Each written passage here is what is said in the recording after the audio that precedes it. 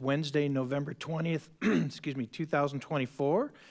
It is 5 o'clock, and we are going to call our closed session to order now at 5. And Madam Clerk, do we have any requests to speak or any correspondence on tonight's closed session items? We do not.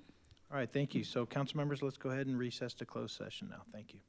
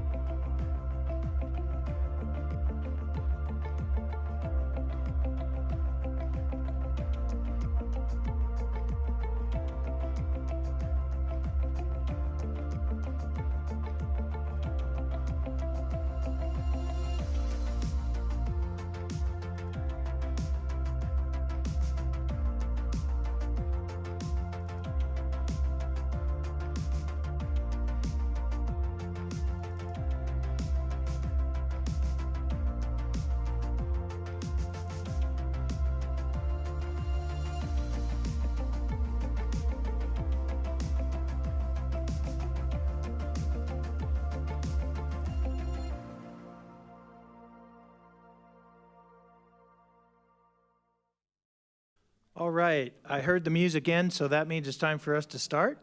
I want to welcome everybody tonight. This is Wednesday, November 20th, 2024. It is 6 o'clock on the dot, so we are going to go ahead and get started. I'll call our meeting to order, and I'll ask the city attorney, sir, do you have anything to report out of our closed session earlier? Not this evening, Mayor. All right, thank you very much. Madam Clerk, have you received any correspondence on our agenda this evening? We did, and it is in your red folders. Okay, we have that here. Thank you. With that, would you please call roll?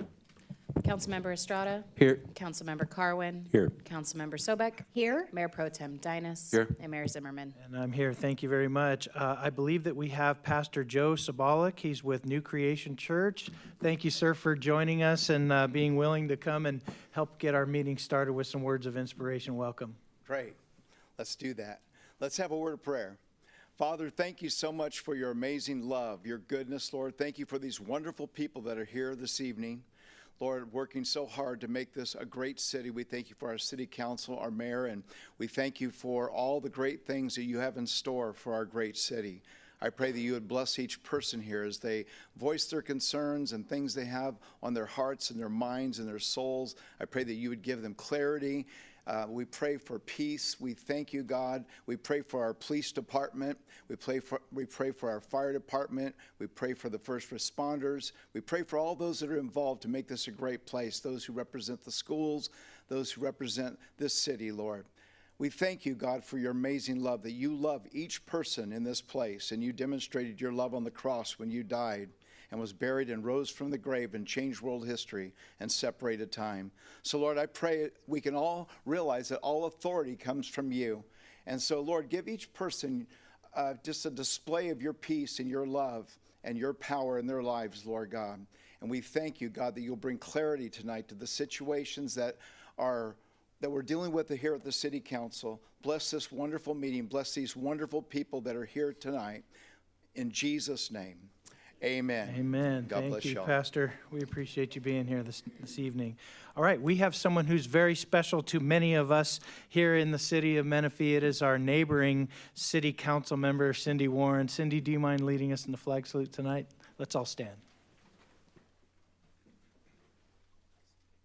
If you are able, please stand, remove your hats, and repeat after me. I pledge allegiance to the flag of the United States of America and to the republic for which it stands, one nation, under God, indivisible, with liberty and justice for all. All right. Thank you, Councilmember Warren, and we appreciate the great partnership we have with our neighboring city, Murrieta. You guys are just wonderful to us, and so thank you. All right, we're on item 5 now. This is presentations. There's actually 5 items, and the first 3 we're going to do up front. And so I'm going to ask our friend George Mills to join the council up at the front of the dais, please. And council members, let's head up.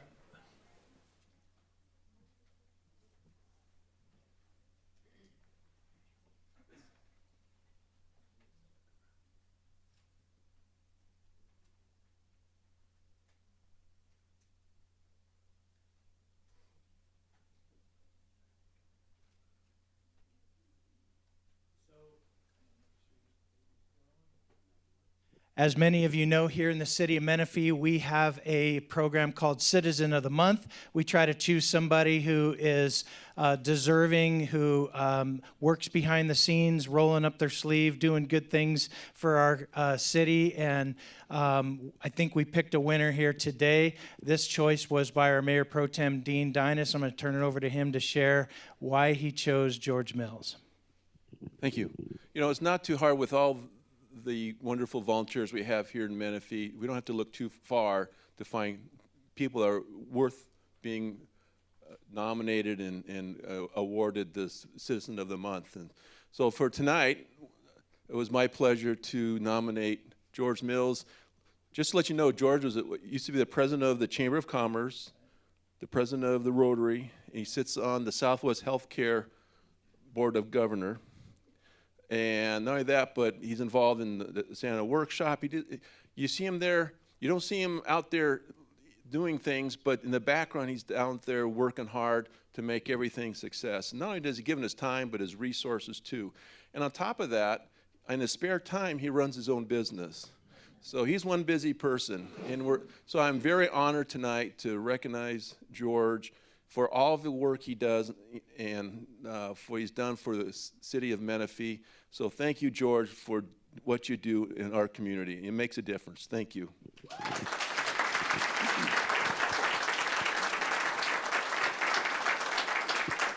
Let me ask, how many people are here tonight because you wanted to be able to support George? All right, look at that. Good Lord. All right, well, thank you guys for being here. I know our council members all want to say a few words, so we'll start with Councilman Carwin. Thank you. You know, George, I admire the work that you and your wife do with the Rotary Club. One thing that wasn't mentioned was your involvement in the school supply drive every year, which brings a lot of supplies to kids who aren't able to get it. Brand new backpacks, school supplies, all those kinds of things. And I'm so honored to work with you on that. You spearheaded that, brought that to the city. And that's just one example of things that you do that people just take for granted. You know, whenever you see volunteers around the city and you go, that's great that Menifee does that. Menifee doesn't do that. This guy does it.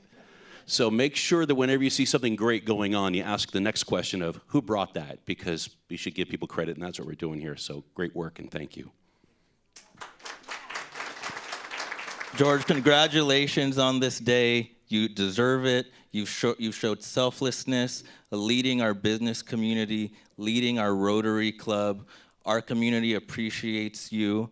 It's not easy to take on those tasks, and when all of the council and our fellow volunteers goes to those, you know, we see all the hard work you and your wife put into it, and the volunteers that you're able to rally together. Our community appreciates you. God bless you.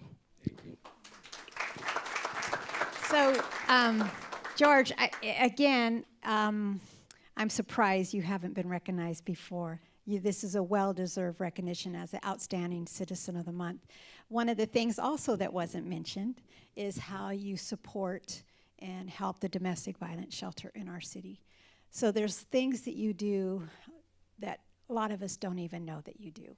And you truly make a difference. You're one of those people in the community that makes us a better city. So I just want to say thank you, well-deserved, and congratulations. Thank you.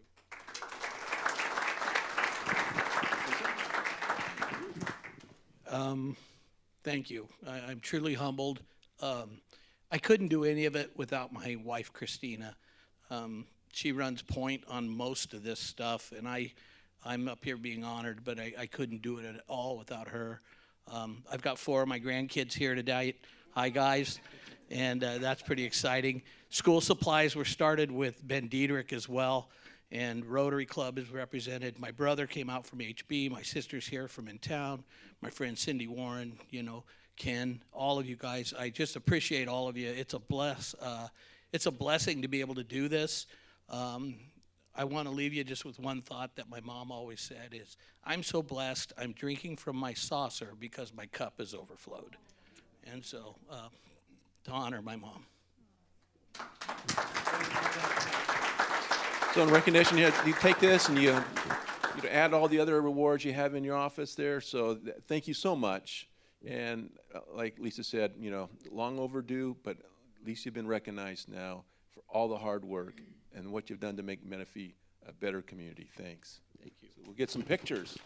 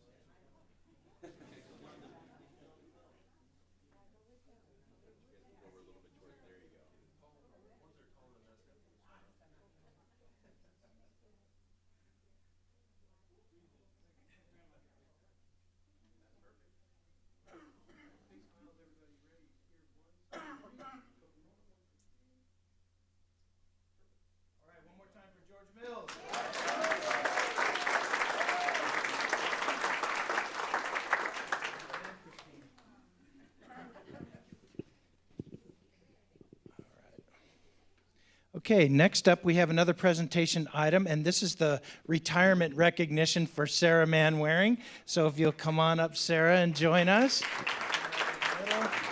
I'm going to ask Rebecca Kramer to come and help us with this retirement ceremony. For those of you who don't know, Sarah has been our city clerk for many years. I'm not sure exactly how many, but Rebecca will tell us. But she's been wonderful to this city, and it's been a great career for her. And we're just really, really pleased to be able to recognize you on your retirement. But I'm going to pass it over to Rebecca to share a few more words. Well, good evening. Rebecca Kramer, Deputy City Manager, and I have the honor tonight of recognizing Sarah Manwaring for more than 2 decades of public service, including 9 years serving as Menifee City Clerk, which is really was an incredible time during the city of Menifee's history, a period of unprecedented growth. When Sarah joined us in 2015, we just had 90 employees, including only 3 in the office of the city clerk. Since that time, we've more than tripled in size. So really an incredible period to be with Menifee. And Sarah's leadership was really instrumental in helping the office of the city clerk to become what it is today.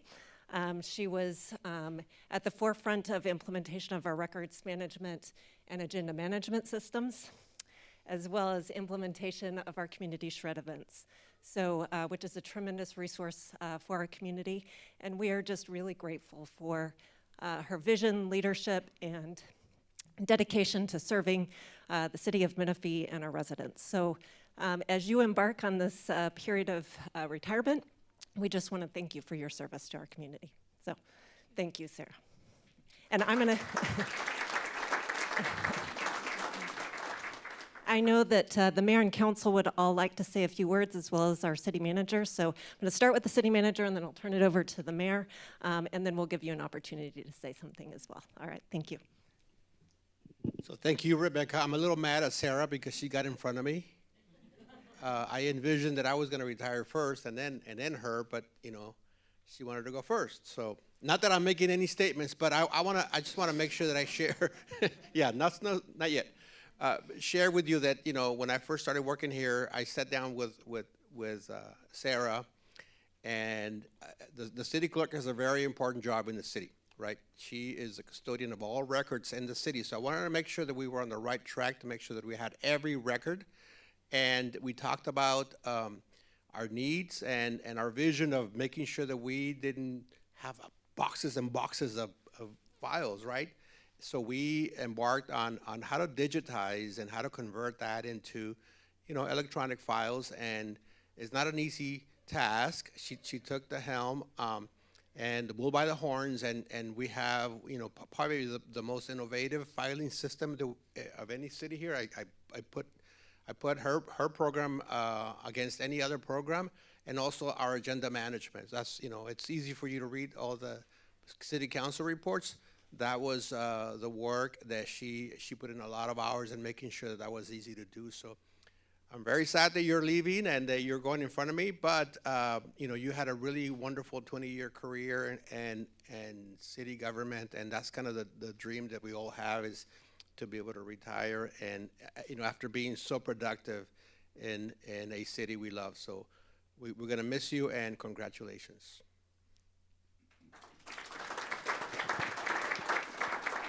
A lot of people don't know, unless you were in our Citizens Academy, what an organizational anchor the city clerk is for a city. When it comes down to records, when it comes down to elections, when it comes down to all kinds of organizational importance that make us able to run and serve the city, the clerk is where it all starts.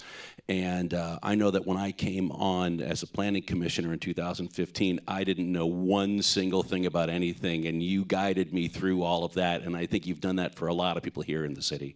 So I just wanted to thank you for your service to our city, and we hope that you can sit and stare at that plaque for a good 20 hours a day and just know how much we love you and we'll miss you around here. Sarah, I remember the first time I met you was 2019, And the first impression I got from you was warmness, kindness, and professionalism. You carried that all throughout your last days here at City Hall, and that's what we need here in our government. We need people who are professional, kind, and welcoming to the public. And that first impression has stayed with me and will stay with me for the rest of my life.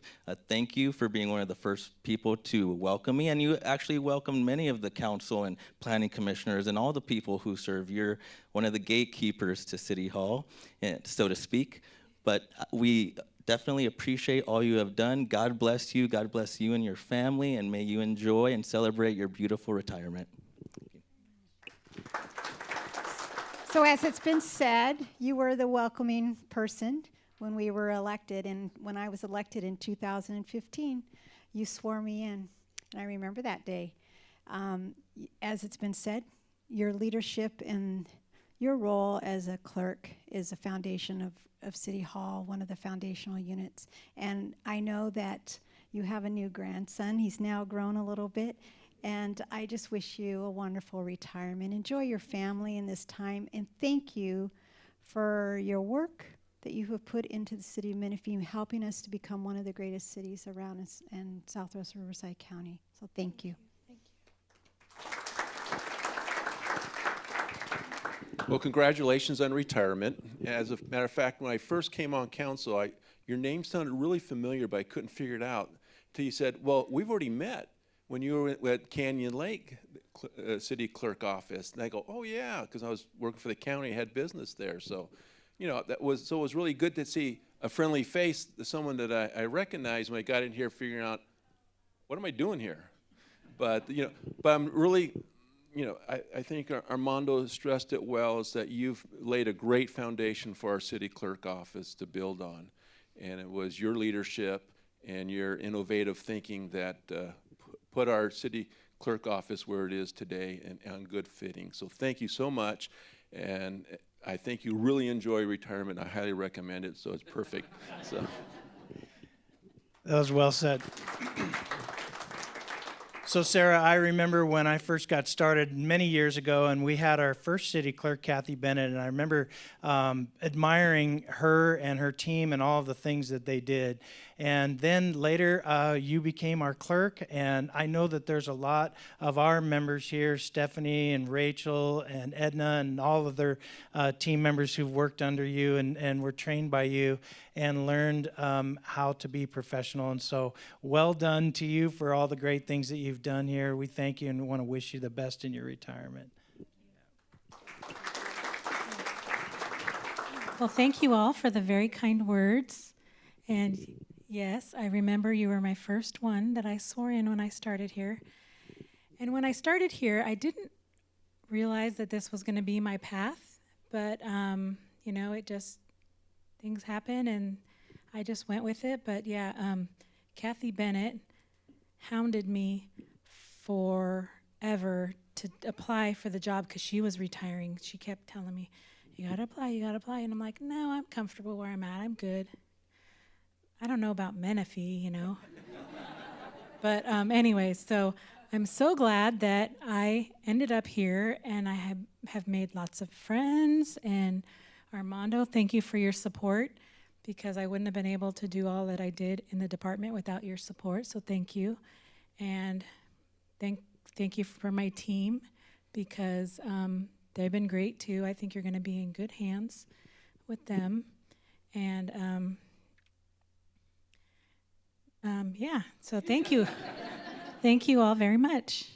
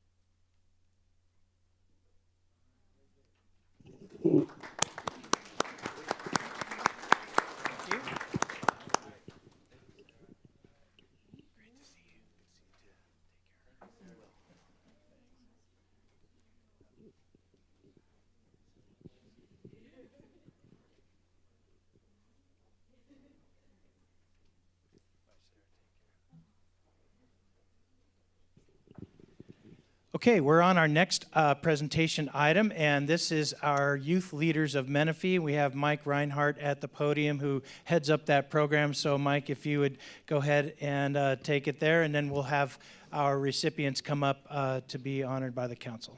All right, thank you, Mayor, and good evening to everybody that's here today. I am Michael Reinhardt. I'm the Community Services Coordinator for the City of Menifee. I oversee all youth programming, including all of our teen programming, so I have the privilege of seeing a lot of amazing teens that come through our program, through Youth Leaders of Menifee, through our Lazy Creek Recreation Center, and I know the importance it is to celebrate all the good that's being done by teens here in our community. They're not celebrated enough, and they're doing outstanding work, and today we're here to honor 3 of them through our Menifee Teen Awards program, which was created in 2021 to highlight all of those amazing achievements.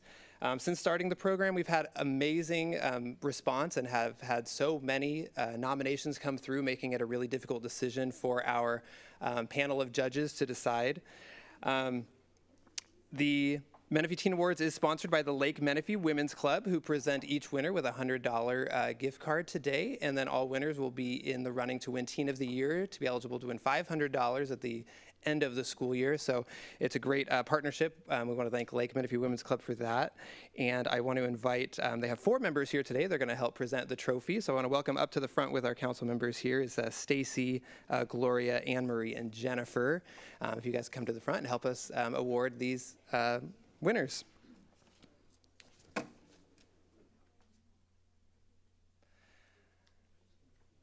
All right, so we have 3 different award categories, and we're going to start with our first one, which is the All-Star Athlete Award, and the winner for the fall season of 2024 is Ella Wan, a 9th grader at Chaparral High School.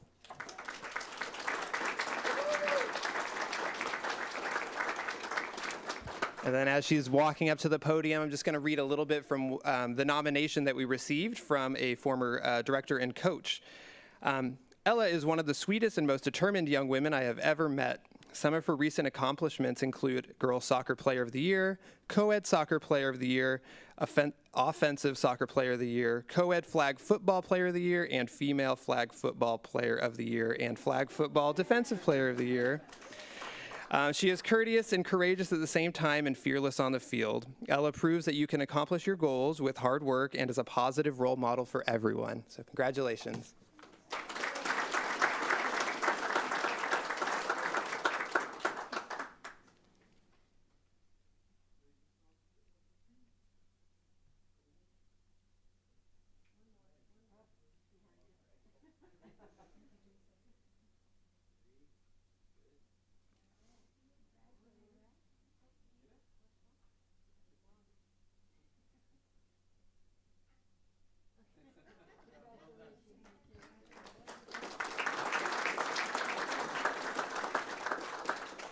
Our next category is the Inspiring Academic category, and our winner for this season is Christopher Gagosian, a 10th grader at Paloma Valley High School.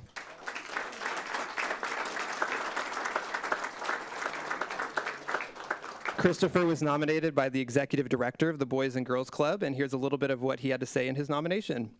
Christopher is an impressive student athlete who plays multiple sports but always keeps schoolwork as his top priority.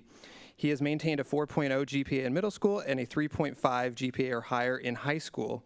In addition to his impressive school accomplishments, Christopher also helps kids at the Boys and Girls Club as a referee and coach. He always maintains a level head during challenging situations and keeps a positive mindset. Christopher has grown up to be a great young man in the 9 years I've known him, and he is well deserving of this award. Congratulations.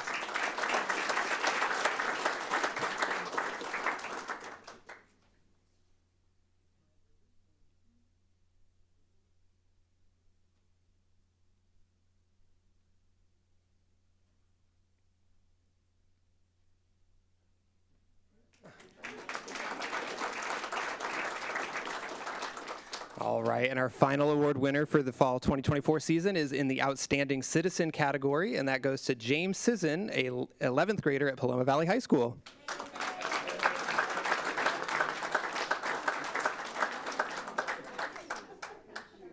James' nominator has requested to remain anonymous, but here is a little blurb of what they have sent in for the nomination. James is a respectful young man who is driven by a sincere desire to give back to his community. This summer, he volunteered with kids to help facilitate activities for a summer camp program. James is involved in a variety of clubs on campus and maintains a 4.2 GPA while also playing on the varsity water polo and varsity tennis teams. He embodies the value of hard work, integrity, and community service. I am honored to nominate James for this award, and I am confident his impact on Menifee will continue to grow as he pursues his goals and seeks to uplift those around him.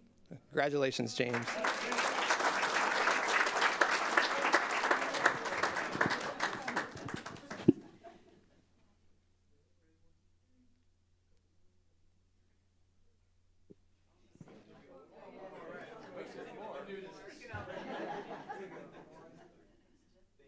Now, before we go, can we have Christopher and Ella come on back up and we'll get a photo with all three of them together? This will be a good one for the newspaper, right? All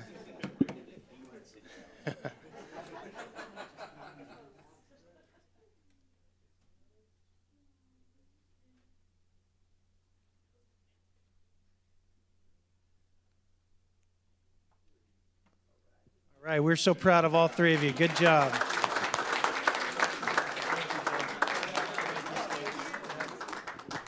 All right, congratulations again to all three of our winners. And as mentioned at the beginning of this, all winners are eligible to win Teen of the Year at the end of this school year, which is a $500 prize from Lake Menifee Women's Club. And if you're interested in nominating an outstanding teen, winter nominations are now open through the end of January, and you can find more information and nominate at www.cityofmenifee.us/YLM. And we will be back here again in February for our next set of winners. Thank you. Thank you, Mr. Reinhardt. Congratulations. All right, we're on item 5.4 now. We have two more presentation items. The next one is our community services update, and I see our community services supervisor, Gabby Cow, is at the podium. Welcome. Good evening, Mayor and Council members. I'll be providing the Community Service Department updates and sharing information about upcoming community activities and holiday events. At our San Acero Senior Center, it is as busy as ever. We have a VA Aid Benefits info booth tomorrow from 11 to 1 p.m. We will have our FSA Thanksgiving lunch taking place on Friday from 11:30 to 12:30. HICAP, which stands for Health Insurance Counseling and Advocacy program, will be taking place on Monday, our monthly transportation workshop, as well as our monthly food box at La Ladera. Seniors love to have fun and socialize, so we'll be hosting our holiday social coming up on December 17th at the Senior Center from 2 to 4 p.m. We'll have our Mighty Me holiday party taking place on Saturday, December 14th. And that will be followed by a holiday workshop taking place at Lazy Creek Recreation Center. And we'll have different versions of that for our younger tots from ages 3 to 5, as well as our youth grades K through 5. This Saturday, we invite the community to join us for our annual Trot for a Cause Fun Run and 5K. The trail itself will take place on the Paloma Wash Trail, with the Fun Run festivities taking place at Santa Rosa Academy in their front parking lot. The registration is required for the Fun Run and the 5K. The last day to pre-register online is tomorrow, with packet pickup taking place on Friday evening, and we will be accepting day of registration on site. But the Fun Zone festivities, the booths, information, and our food vendors is open to the public and does not require registration. Right now, we are accepting applications for Extreme Light Fight, and public voting will take place the week of December 13th to the 16th, with our winners announced on December 19th. Our annual Christmas tree lighting and holiday bazaar is taking place at MSJC at the Menifee campus on Saturday, December 7th from 4 to 8 p.m. We'll have food and craft vendors, community performances, snow zone, youth activities, Santa photos, and of course a countdown to the tree lighting at the end of the parade. We are full on vendors, however, we are still accepting parade applications. It is a walking parade that is open to the community, and we encourage organizations and groups to register. However, you don't have to be part of an organization to register to be part of the parade itself. Next, we have our Breakfast with Santa. There are 3 different seating sessions at 8 o'clock, 9:15, and 10:30. We do have some more availability for that if families would like to register. It's $12 per person. However, children's 2 years and under are free. Next is our Santa on Wheels. It is almost full. So as of about an hour ago, we only have 3 spots left. So we encourage people to get on our website and register. Santa will be making stops at different homes around the community. And then, of course, we'll be kicking off the new year with our winter break camp at Lazy Creek Recreation Center the week of January 6th through the 10th. And there is an optional field trip to Pins and Pockets as well. And that concludes our updates for the Community Services Department. Thank you, Ms. Cow. Council members, any questions or comments? All right, hearing none, thank you so much for the presentation. We're going to move on our final presentation item. This is 5.5. It's our Fire Department quarterly update, and I believe Chief Scoville is on his way.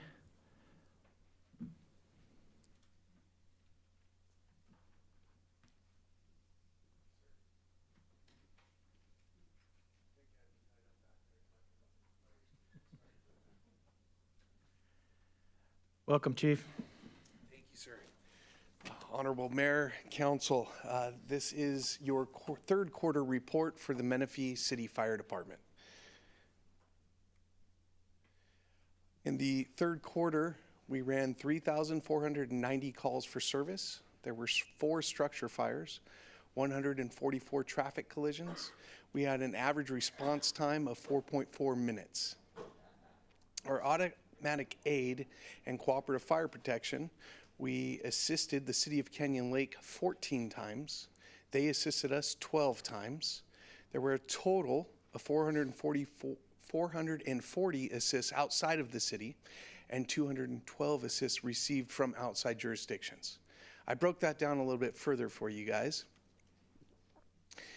This cooperative fire protection slide shows you guys who and where and what we received. The City of Paris was given 121 calls for service, Wildomar 107, Elsinore 20, and the County of Riverside 187. Aid received from each of those jurisdictions, Paris with 31, Wildomar with 0, Elsinore with 4, Temecula gave us 6, and Riverside County gave us 175. Our OFM office, or Office of the Fire Marshal, they did 237 plan reviews, 68 planning cases, and 1,128 inspections. Our inspection turnaround time is 4 business days, and our plan check turnaround time is 12 business days. We did hire a new fire systems inspector, Robert Fontaine. Our EMS division, our Menifee Lifesaver program, we did 161 Menifee Lifesavers that were trained, so that's 161 people went through classes for a total of 35 classes held. Our public access defibrillator program, we placed 2 AEDs at the Oasis HOA, and we did give, at the first of the fiscal year, 25 Zoll AEDs were purchased for the Menifee Police Department. The Vial of Life forms, we were distributed over 332 of those. And our public outreach, we did 150 sidewalk CPR demonstrations at National Night Out, which just means that if somebody comes by and we can teach you a down and dirty form of CPR without being certified, but it's something rather than nothing. And so it meets to our 0 minute response when somebody does have some sort of fatal heart attack. We did do our first city-hosted 3-day CERT basic training. What we did was EMD was part of the instructional cadre. We have now transitioned to being able to instruct our own CERT program, which is a savings to the city because we had to pay a fee to EMD through that, the county EMD folks. Special events and incidents. On July 1st, 2024 at 6 a.m., we had the Conejo incident, which was a residential structure fire. July 4th, we had the Garbani incident, which was that wildland fire that everybody saw on 4th of July, helped with fireworks, I guess. July 20th, multiple units attended Read to the Children event at the Sun City Library. July 25th, we had a structural fire at Swift, which was the Swift incident. July 26th, we had the Getz incident, which was a residential structure fire. August 4th, another structure fire. August 10th, we attended a first responders night at Paloma Valley High School. September 8th, the Antelope incident, which was power lines down across Antelope Road. And September 11th, multiple units attended different 9/11 events throughout the city. I guess you can adjust some things on this. Our safety message for today, for this quarter, is every time you change your clocks, it is a good time to change your smoke detectors. We do this every time we change our clocks. We recommend to everybody to change their smoke detector batteries. That way you don't hear that annoying beep that goes off in your house for an unknown amount of time and you call 911 and we come out and fix it for you. So if you need help, don't hesitate to ask. We can potentially come out and help sometimes with those replacements of those batteries. That will conclude the report, and it was presented by Chief Mark Scoville. Thank you very much. All right, thank you, Chief. It's great to see the training at our schools. And also the Lifesavers program, 116 people were trained there too. That's just phenomenal, and it's great to have our residents and our teachers and administrators at our schools to be trained like that, so thanks for doing that. Yes, Council sir. members, do we have any comments? Councilmember Sobek? Yes, thank you, Mayor. Chief Scoville, thank you for your report. You know, CAL FIRE does an amazing job in our city. I like seeing the response times that are staying down a little bit, the average. I want to go back to the cooperative fire protection. Sure, do you want me to bring it back, or do you? Yeah, I have. Okay. So I have it here, but we've talked about this before. We're kind of paying attention to the assists given to some of our cities to the that neighbor us, and it just was wondering if you might have an update on any of that, particularly with the city of Paris. Certainly. So the city of Paris last month put a second piece of equipment in their downtown station it's off of Wilkerson and 4th, which I'm hoping that data from that second, they put a medic squad in, not unlike Station 7, they put a medic squad in. I'm hoping that apparatus will kind of curtail some of these responses into the city of Paris. The city of the reciprocating or the aid received should probably stay about what it is now. And that aid received could mean anywhere between a multi-equipment or apparatus response to a single medical aid. I am currently working with our stats for the department to extrapolate whether it's a multi-unit response or a single engine response, so we can break that down a little bit further for you guys to show you if it's basically a structure fire that everybody's going to, or if it's a single engine response for a medical aid. And I think that will, when we break that down a little bit further, I think that's going to give us a better idea of what the true discrepancy is in the volume of calls ran into the city of Paris as compared to the volumes of calls ran into the city of Menifee. Thank you. You know, the city of Menifee, we've invested, and as a council, we've been making decisions to invest in our fire. And I just don't want us continuing to subsidize another city. And so I do look forward to those updates how you're going to do that. That will be great to help us see the big picture. Yes, of ma'am. Really what's going on. Also, one other question. Could you just give us, with Christmas just around the corner, people are going to be having Christmas trees in their houses. Is there anything that you can share that would help our residents be safe? Yeah, invest in one of those Christmas trees that you buy at Home Depot that last forever.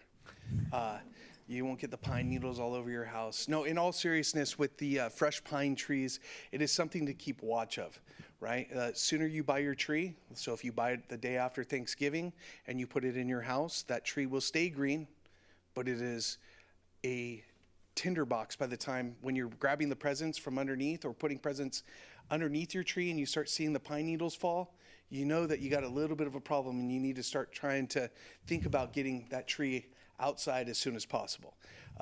Ensure that you're using the UL tested lights. Those UL tested lights are tested on those trees so they don't ignite the trees. Please don't use those old ones that everybody else used to use and that were handed down from centuries.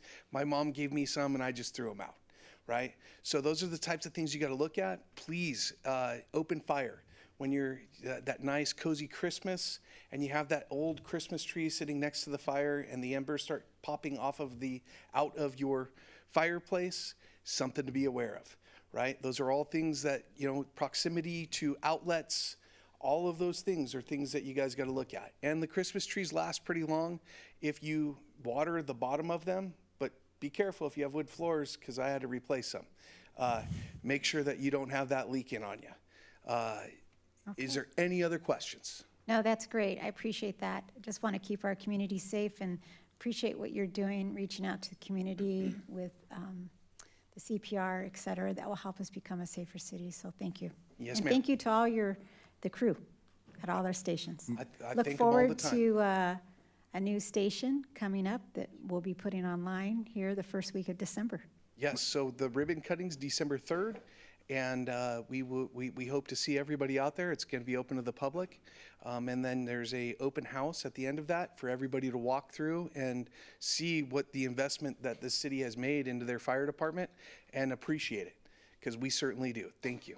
Thank you. Mayor, if I could just add, he misspoke right there. Just when I want to make one correction. Lowe's has amazing Christmas trees right here in the city of Menifee, and it helps support our fire department services with Measure DD. And so we just want to make sure our residents are buying their Christmas trees at the amazing Lowe's here in Menifee. The other place that he mentioned is in a different city and funds their fire department. That's right. Oh. That's right. I go to Home Depot. I don't go to Lowe's. I'm sorry. It depends on where you have your shares of stock. Well, all right. Anything else, council members? All right. Thank you, Chief. We appreciate you Thank coming you guys. tonight. Have a wonderful day and Merry Christmas. Thank you. You too. All right. So we're going to move on our agenda, item 6 now. This is agenda approval or modifications. Madam Clerk, I think we do have a modification.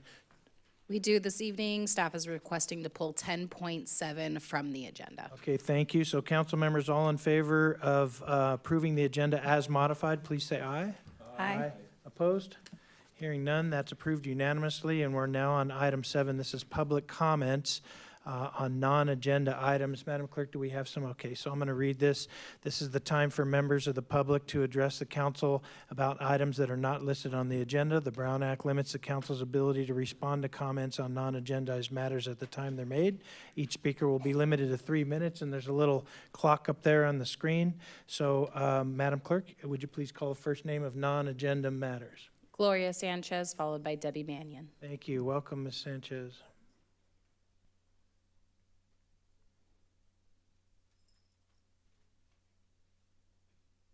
Does this work? Because you can't see me. There's that button. Just click it. If it doesn't work, then It should. go the other way. There you go. All right. That's much better. Good evening, City Council, Mayor, staff, citizens. My name is Gloria Sanchez. I live at the Oasis. And I just want to go over a couple of things to say that during National Family Caregivers Month, which is November, and this season of giving thanks, we celebrate our caregivers who are the backbone of both our long-term services and support systems, as well as our healthcare system. They have earned our gratitude and support, not only during National Family Caregivers Month, but year-round. Throughout my career in the AG Network, I have witnessed time and again the critical role family caregivers play in helping ensure loved ones remain healthy, involved, and independent. Across this nation, millions of Americans of all ages step into the role of a caregiver for spouses, children, grandchildren, neighbors, and friends. As the populations of disabled people and older adults continue to grow, and as thousands of grandparent and kin caregivers step up each year to raise children who cannot remain with their parents, caregiving is more important than ever before. As a member of the National Family Caregiver Advisory Council representing this wonderful city of Menifee, I was honored to be part of the most recent public meeting of the council earlier this month, where planning is underway to update the national strategy to support family caregivers, which will be sent to Congress. So let us all give thanks today to our other hometown heroes, our family caregivers. That is one thing. So they deserve a clap, our caregivers. Lastly, I want to remind everyone that the Menifee and Community Service Council is having their annual Thanksgiving free meals for Menifee. It will be held on Thanksgiving Day, November 28th, at the K. Sinacero Senior Center. We invite anyone who wants to share a meal to call the Senior Center. We invite anyone to make reservations in advance. We also are making sure that our homebound citizens are not forgotten by delivering a meal to them. Again, a reservation must be made in advance, and wishing everyone a happy Thanksgiving. Thank you. Thank you, Ms. Sanchez. We appreciate you. All right, I think Debbie Mannion's up next. Welcome. My name's Debbie Mannion, and I chair the Santa's Workshop Spark of Love program here in the city of Menifee. And I want to thank the city for all their support. This program is in its 19th year. We work under the Spark of Love, which is the fire department, and collect the toys and keep the toys here in Menifee. And so we service the children from newborn to 17, and the city helps us, and the Christmas tree lighting, the kids can play in the snow when they bring either an unwrapped toy or food. And so I have a thank you certificate for the city, and a little bit about the event for each council person, and the special invitation to come to see the event this year. So thank you. Thank you, Debbie. Yeah, you can give that to the clerk, and then we'll all get them. No other speakers, Mayor. All right, thank you. All right, we're going to move on. This is item 8 now, council member updates and comments. And Councilman Carwin, if you have a report. Thank you. Just a couple of things. Councilmember Sobek and I met with the owners of the golf course properties, Ambient Communities. They just wanted to give us an update of what's going on over there, and the update is that nothing is going on over there. So they have not submitted anything to the city, plans, requests, or anything. There is one, and I just want to make sure everybody knows, they did submit one permit, which is a request to demolish the clubhouse on the north course, that building next to the Jack in the Box, which is beyond repair. So if anybody sees construction vehicles out there, just know that they're not starting work on building anything over there. They're actually removing a structure, and no requests to build have been filed. All 5 of us were at the Veterans Day celebration, which was at Hidden Hills Park, a park I am embarrassed to admit I had never been to and didn't even know was there. It was very well hidden and very well named. But now I've seen it, and it's wonderful over there. I attended with Councilmember Sobek the amphitheater ad hoc committee meeting. We have some information that'll be coming to council coming up here shortly. And then I had a briefing yesterday for WRCOG on the HERO program, which is the Home Energy Renovation Opportunity Program under the PACE program, which is the Property Assessed Clean Energy Program. they're winding it down. That's basically what's going on there, and that's all I have to report. Thank you. All right, good report. Thank you. Councilmember Estrada's next.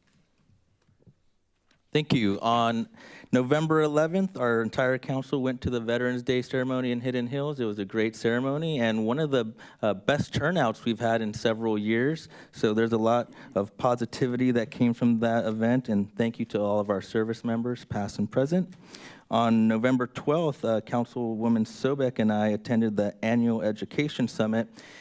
And it was a very productive conversation. All our school district superintendents got to talk to our city manager, Armando Villa, me and Councilwoman Sobek, our chief of police, our chief of fire. There were a lot of topics covered, but what stood out to me the most, and I think it's important to note, was our school districts feel the pinch with the cost of building new schools and the bond measures coming forward. And they made comparisons explaining how a school maybe 5 to 10 years ago would cost $12 million. Now the same school is looking at $30, $40 million. And there are concerns that these bond measures, even in the future, cannot keep up with our pace of growth and the cost of, and the increase in inflation and cost of living and COLA and all of that. So I think that's important for all of us to know going forward when we vote for the bond measures and looking at our housing density, how fast we're growing as a city. And I think I just wanted to bring that to light. That's all I got. And it looks like Measure R is so far looking like it's going to pass. So there will be a new bond measure successful. So. All right, Councilmember Sobek's next. Thank you, Mayor. As Councilmember Carwin said, we attended an ambient properties meeting with the owner. I and the mayor attended the MSJC Foundation Gala, along with our assistant city manager. Our deputy city manager attended that, as well as Vicki Carpenter, who serves on the MSJC board. It was mentioned about Veterans Day. I just want to say that our keynote speaker, Artie Allen, Master Gunny Sargent, was exceptional. The essays were wonderful. And I just want to give a shout out and thank you to our city staff for creating the new part of the program where they recognize the residents who have purchased a military banner and that they received the little miniature banner. I think that was a real positive thing. And as you can see in this picture, there was just smiles of residents who purchased a new banner to hang among our seats. It was a great turnout, and I just want to thank everyone who was involved in making that a success. That afternoon, the mayor and I, on the same day for the Veterans Day, we attended the Quilts of Valor. And I had heard of this before and had never been invited, and I was so glad to be invited to this event. This is the Sun City and Menifee Quilters Club, and their mission is to make quilts for veterans, and they drape the quilts over them, and they are part of a national organization that has, let's see here, I wanted to get this information right. I didn't write it down, but they had done like 44,000 since this inception of this program. And the Sun City group, already this year, have made 56 quilts for our veterans. And it was a very emotional event, and it was very beautiful. So that was great. As it was mentioned, that we had our annual education summit, and I just would like to share a little bit of that. Let me pull it up. I wanted to pull up. There were some major things that the school districts talked about. One of the things our residents are going to be happy about is that the Menifee School District will begin using 19 school buses and starting school bus routes. That is huge. We found out, so yes, because no fault to their own. They found they were getting, the state money was based on old City of Menifee numbers and not the current ones. They are looking for bus drivers. So if anyone is looking for a job to be a bus driver, they will train you and take care of all that. We discussed about the need of more RSO officers and funding for those. We're working together to address the lack of state funding. There was a big conversation about this, and that to take the approach with legislators, such as the Assembly and senators, to introduce legislations to provide more funding for the growing cities, where many cities in Southern California are shrinking. Menifee is a boom town, and it's not one size fits all. So we're gonna look at legislation for that. We talked about having a CERT training for school-aged children. They're gonna look into that. One of the big conversations was about e-bikes, and Chris Carr indicated that he is working on updating an ordinance to address e-bikes and e-bike education. Some of the schools are looking at that if a student rides an e-bike to school, they might have to go through a training program to be able to do that. The other thing they mentioned was they really asked for help from the city council and the city. What can we do about addressing vaping? That is a big issue. They all shouted out about that. What can we do to address that? Traffic conditions around Heritage High School and Highway 74 were discussed. Create a city-sponsored student government day was suggested, and more suicide prevention education at schools, prevention program, oh, here it was, the vaping and marijuana use. So they asked for that. It's an extremely educational conversation with the city leaders and the educators, and I believe that our schools and our students will be safer for these types of conversation and some of the action plans that are going to be going forward. So that was great. I did attend a finance committee meeting, and I will let Mayor Pro Tem Dinas report out on that. As it was mentioned, attended an ad hoc committee for our amphitheater. It's exciting to have this conversation. We're looking at that being completed next June, and we're talking about the type of entertainment that we would like to have there, et cetera. As it was mentioned, that tonight there is a free Thanksgiving meal set up for Menifee residents, and you can call the number of 951-672-9673. There is 1130 seating and a 130 seating, and I want to thank Commissioner Gloria Sanchez for mentioning that tonight. Also, this evening, the Menifee Interfaith and Community Service Council has their annual food drive. It's called an Evening of Gratitude. It will be held Sunday evening. This is something, if you have relatives coming into town, it's really a nice hour and 15-minute program, and you bring non-perishable food items to support the Menifee Valley community covered for during the holidays. And I think that's all I have. All right, Thank very you. good. Mayor Pro Tem's up next. Thank you. On November the 7th, I attended the Veterans Expo that's sponsored by Senator Ciarto. It keeps growing every year. They keep, more and more vendors keep participating to offer services to our veterans. Then on the 9th, I attended the Miller Jones Veterans Day event. It was, and our own police officer, Jason Cobb, who was also a military veteran, was the keynote speaker. It was a great event. Then, as everyone else had mentioned, attended the Veterans Day event.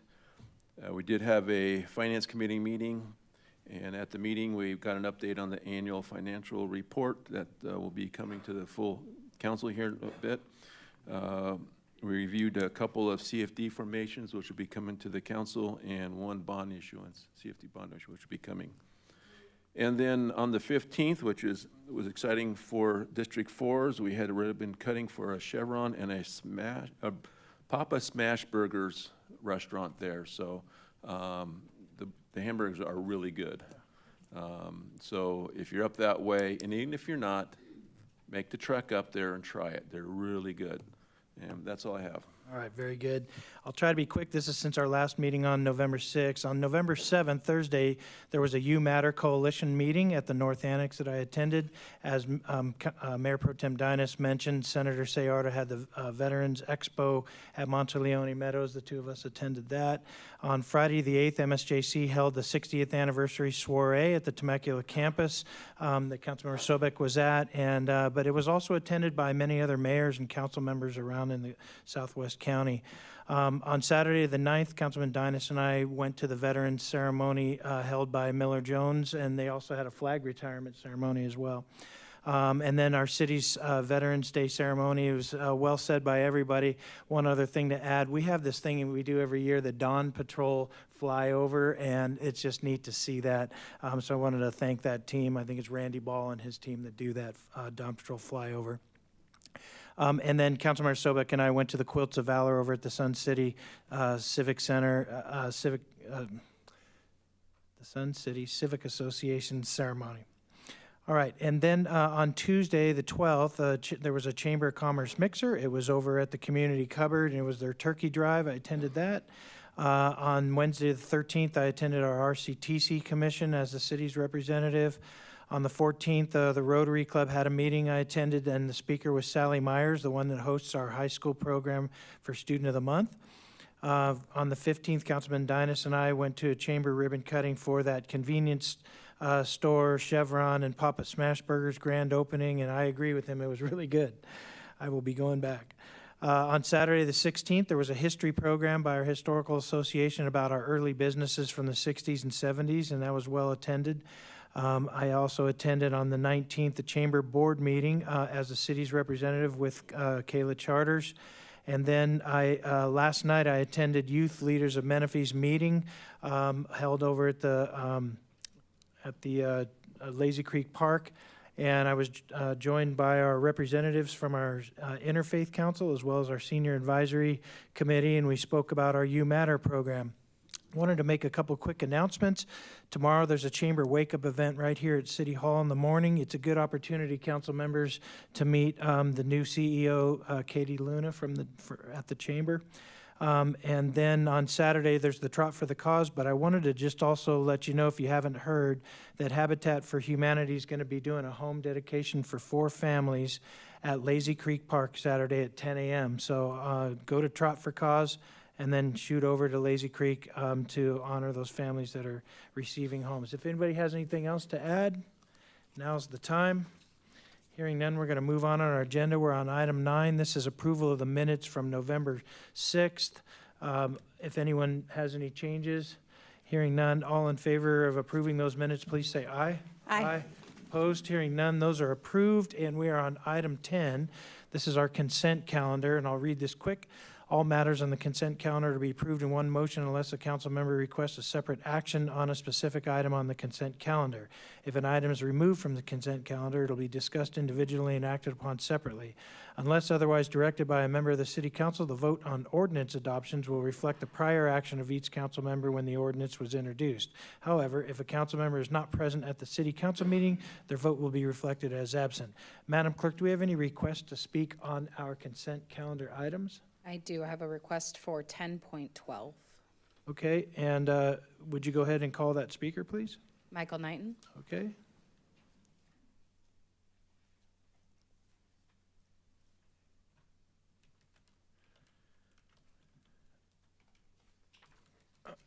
Item 10.12 is, let me just read it real quick. This is the bid award for the Krikorian demolition. Welcome, Mr. Knighton. Hello, Mayor, Council, staff, members of the public. Looking at the cost on that project, it seems to me a little light. After 5 years, I'm just concerned that this is, they're going to walk away like Smart and Final. I did some quick math tonight, looking at the DIR website. Just a couple operators, laborers, these guys right here, crane operator possibly. We're talking about $6,000 a day in labor, which is 30 a week. I don't have a total amount of days, but on the staff report, it's anywhere from 7 to 13 weeks. So at 7 weeks, we're talking 210. And at 13 weeks, we're talking $390,000. That doesn't count supervisory. That doesn't count anything else. That's just indirect labor costs. I'm hoping I'm wrong here. I'm hoping I'm wrong big time. But I'm just concerned they're going to run out of money and walk away, and then we got to do this even longer. I'm hoping we can wrap this up in February, call it a day. Thank you. Thank you, Mr. Knighton. Madam Clerk, any other speakers on consent items? No other speakers. All right, thank you. Council members, do we have any items that we'd like to pull for discussion? 10.3, please. Okay. Any others? Can I get a motion to approve the balance, please? So moved. Okay, let's go ahead and vote.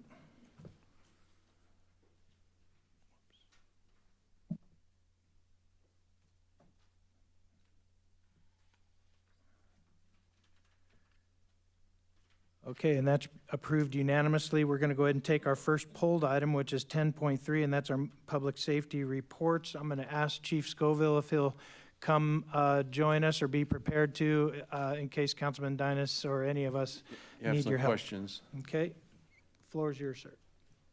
Dean, floor is yours. Right, wait till you get stuff. Okay.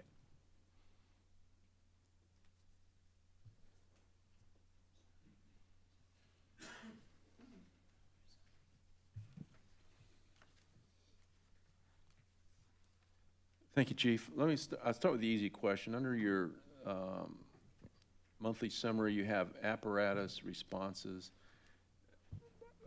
I don't see it listed as a paramedic unit, but what is it called? Is it a squad or is it the rescue or what? How is the paramedic units identified on this response list? It wouldn't the paramedic unit, it's just an apparatus for that response list. And we're talking about the assist other agencies? No, I'm talking about, it was just the apparatus responses, the number, and it's broken out by the fire stations and how many went from each one. I don't have that in front of me to tell you. I know exactly what you're talking about. It has the Maltese Cross and it has each fire station run. So like Station 5 ran one. Yeah, no, it's over, it's at the bottom of the page. I wish I had a. IT, can you bring up my screen? I thought this was going to be the easy question. It's all right. We'll work through it. We got this. There it is. There it is. Scroll up a little bit there so you can see the bottom, the other up or down. Apparatus responses. Could you, what? Okay, yeah, no problem. Oh yeah, thank you so much. I didn't have my glasses on. All right, so the Quail Valley Fire Engine, you would like to know which apparatus you have that are ALS or paramedic staff? Yeah, what is we say response, is that to within the city of Menifee or? That's within the city of Menifee. Okay, and how to identify the paramedic units? So your paramedic units are the Quail Valley Station, or 5 Quail Valley engine responses that is a ALS apparatus. Engine 7 is a BLS apparatus. The squad at 7 is a paramedic unit, so you can see that paramedic unit is well taxed. And then engine 68, the reason why it has 2 of those is because they were on a reserve engine or something else, right? So the total calls out of that station would be 231. The 76 engine was 396 calls, and that's just out of each one of those stations. So if you scrolled up back to the top where the Maltese crosses are, that gives you the minutes, and then, I'm sorry, we'll go down a little bit further. Right there, station responses. So those station responses should equal those apparatus that are coming out of those stations. Okay. I was just trying to figure out when I saw that. I didn't see. I tried to identify one of the paramedic units. Since there's no line, I'm seeing the paramedic from this station went out there. So I was just trying to. I totally get what you're saying. My own curiosity on that one. So when you're looking at that, when you see the squad, the only BLS apparatus that are in this city are the the patrol at Station 7, Engine 7, and Truck 76. Those are the only ones without paramedics on it. Okay.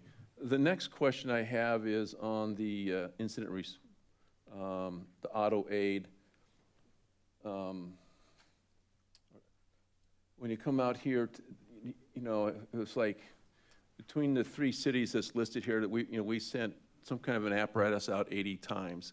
How many of those were either our ladder unit or a paramedic unit? That is not broken down in that current. But that does happen? report. Yes. See, because I want to follow up with what Councilmember Sobek said. We're the ones who bought and paid for that and staff it.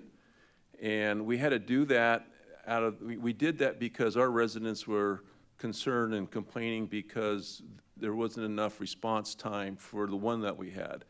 But now it's essentially, half those time could be a paramedic unit leaving our city to assist someone else, leaving us back to where we started before we brought the second paramedic unit online. And so we're kind of like defeating our purposes here of purchasing and staffing a paramedic unit just so we can go out to another city to do on a call, where there's enough need in our own city to keep it here in the city. Not only that, but now the wear and tear and the cost to operate that, now we're expending those funds for another jurisdiction. And to me, it's extremely counterproductive for our city and our taxpayers to spend that much money on a paramedic unit just to have it leave the city and only back down to 1 paramedic unit to meet those needs. I understand what you're saying. So it'd be nice if we could know how many times because we purchased. I mean that ladder apparatus was over $1 million. And I think the paramedic unit was getting close to that as well, as I recall. So we've made a great investment to protect our community, but yet our investments aren't protecting our community. They're helping protect another community. And that leaves me, I don't expect, you don't have the breakout right now. I'll ask the city manager to work on that in the future. I mean, I've been seeing a great number of assistance giving. So just out of curiosity, I went back and looked at the last year monthly reports, and I gave up after a year because my blood pressure was going out of whack here because of the numbers. And I came up with that we gave Paris, we went out and gave assistance to Paris 518 times, and they reciprocated 121 times. And that is, that's a lot of Menifee taxpayer money assisting another city and leaving our citizens vulnerable when it comes to need for needs for assistance from here. So, yeah, I guess I'm wondering, because you see, we did it 74 times with Lake Elsinore. We did 461 times going to Wildemar. I understand the regional approach, but like I said, the last meeting, why does Menifee get the privilege of financing a regional approach when these other cities benefit from us and we don't?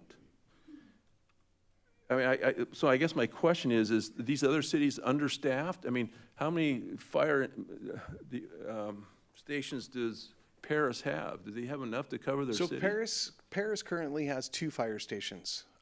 Each one of their fire stations have 2 apparatus running out of them. And as I said before, the downtown fire station at Paris, we have added that second squad or a squad to that station. That station, I'm hoping that in adding that, it's not going to fix the situation to where it is completely even in reciprocation. That's not going to happen.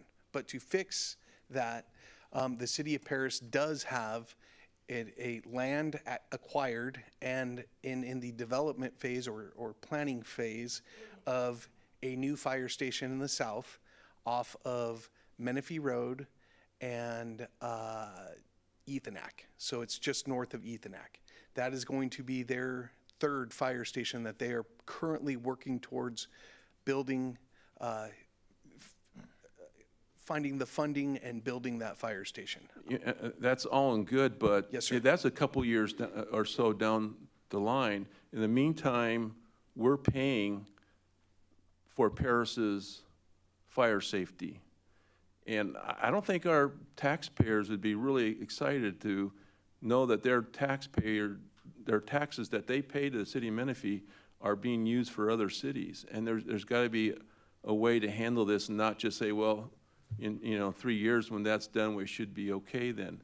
In the meantime, we've expended a lot of funds that we could be using to shore up additional firefighters, additional police officers. But instead, we can't do that because we're financing their fire department or supplementing it. So I guess, my question to our city attorney or to our city manager, does our contract with the county for fire services, does it stipulate that we have no choice but to be part of this regional and whatever, even if we're doing a 2-to-1 on doing assistance, that we're just kind of stuck, or is there some way we can reopen that contract and have discussions with the county to be more equitable on our spending of our funds? So let me try to address it. I think those are very good questions. I think the latter would be probably what we need to do, is we need to sit down with the county fire department and have conversations about that.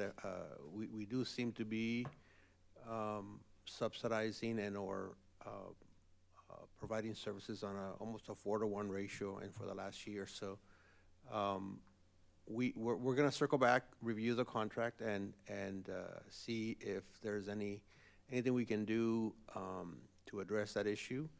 And like Chief Schofield said, it's going to take those cities several years to build them. So we want to make sure that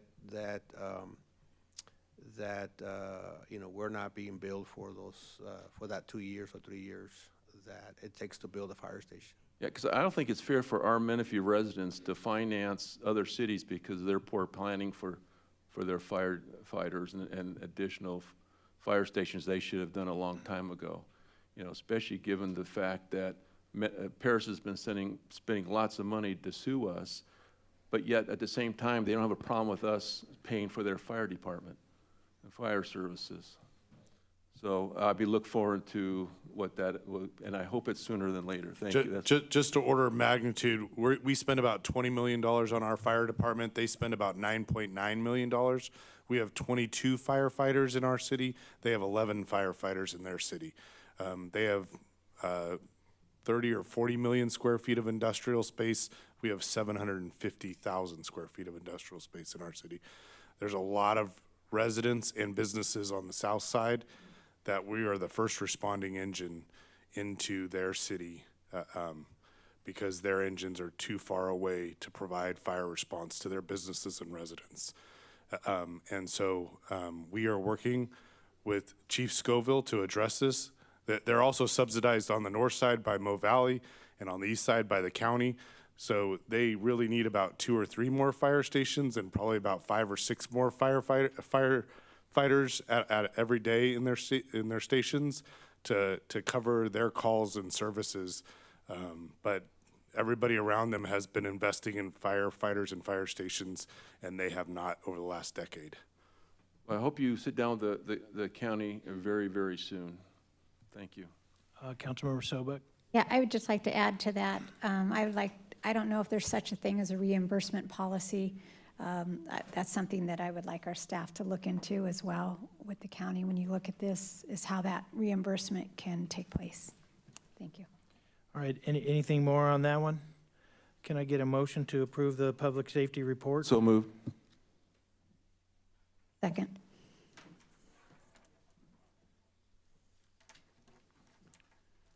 And that passed unanimously. Thank you, Chief. All right, we're going to move on our agenda now. We are now on our first public hearing. There's 2.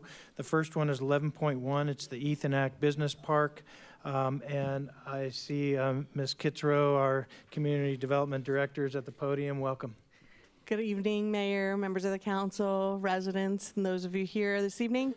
I wanted to take an opportunity to introduce Associate Planner Fernando Herrera, who will be giving tonight's presentation. All right, thank you. Welcome, Mr. Herrera. Thank you. So the project before us is for the Ethanac Business Park, GPA PLN 23-0173, specific plan amendment PLN 23-0175, zone change PLN 23-0174, and plot plan PLN 23-0171. This is a proposed location of the project. It's located in the northern portion of the city, just south of Ethanac Road. As we can see, the surrounding land uses are compromised of industrial type uses, vacant land, and as well as some residential uses and commercial uses. So there is a mix of uses around the site.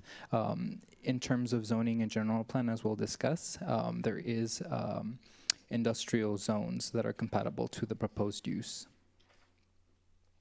The general plan amendment for the project, PLN 23-0173, is going to be an amendment for the general plan to change the designation of parcel 331-110-023 from heavy industrial to specific plan. More specifically, they will also tie in with a specific plan amendment, which will increase the boundary of the Menifee North specific plan by adding this parcel to it, more specifically to planning area 2/industrial. The zone change will then change that zoning designation from heavy industrial to Menifee North specific plan. The plot plan for the project, PLN 23-0171, is going to be for the proposed construction of a 254,710 square foot warehouse, which will have approximately 10,000 square foot of office space. The purpose of the general plan map designation and change, as we can see here, it's outlined, the project site's outlined in the solid red line, and where the general plan map switch is going to take place is going to be in the dotted red line, is for consistency with the development standards of the project site. Currently it is split zone, and it does have two general plan map designations, so it would provide cohesive development standards for this project. We here see the zoning designation, so heavy industrial, the change to the Menifee North specific plan. And then the specific plan itself, it would add the sliver that was left out of the original specific plan, and then make it into a more cohesive specific plan area. This is the site plan which we see here. There is going to be 2 access points provided off of Sherman Road, which is going to provide full access for all of the vehicles, which include the trucks and passenger vehicles. The project does comply with all of the zoning development code standards and guidelines. This is going to be the proposed landscaping of the site, which does consist of several types of species, including palo verde, crepe myrtle, and different types of oak trees. Additionally, screening is going to be provided for the truck courtyard area, which will total 14-foot combined screening. The landscaping buffer is going to be 25 feet, and then the 14-foot buffer is going to comprise of 8-foot berm of landscaping, 6-foot berm of landscaping, and then the 8-foot height of the screening wall. Here we see the architecture of the proposed building. So the applicant has worked with the city to provide a high quality architecture that does comply with the design standards of the city. They provided breakage feet every 50 feet, as well as incorporating earth tones, which is going to be with beige, whites, and grays, as well as stone veneer and metal accents. Here we have a rendering of what the building is going to look like. The rendering doesn't show the berming, but the berming is going to be along the wall that faces Sherman. During the Planning Commission that was on October 23rd, the Planning Commission discussed the orientation of the building, the wall heights and screening, and then Sherman Road street improvements. Ultimately, the Planning Commission did vote to approve the project for recommendation 5-0 to City Council. public notices were sent out on November 10th for tonight's meeting. All relevant public agencies and interested parties were noticed, as well as property owners within 800 feet of the project site. On-site was posted. We did receive one call from a resident in opposition of the project for concerns of traffic, as well as a comment letter from the City of Paris. The environmental determination of the project is that it has been determined that it will not have a significant effect on the environment, with the incorporated standard conditions of approval and the mitigation measures that are going to be as part of the adoption of the ISM&D. A mitigation monitoring and reporting plan was prepared and identifies all of the mitigation measures required for the project. This includes biological resources, geology, soils, hazards and hazardous materials, hydrology and water quality, as well as transportation. It is the recommendation of the Planning Division that a resolution be adopted to adopt mitigated negative declaration based on the findings incorporated in the initial study and conclusions that the project will not have a significant effect on the environment, and determine and direct staff to file a notice of determination. Adopt a resolution approving general plan amendment, PLN 23-0173, and introduce an ordinance approving specific plan amendment, PLN 23-0175, and zone change, PLN 23-0174, and adopt a resolution approving plot plan, PLN 23-0171.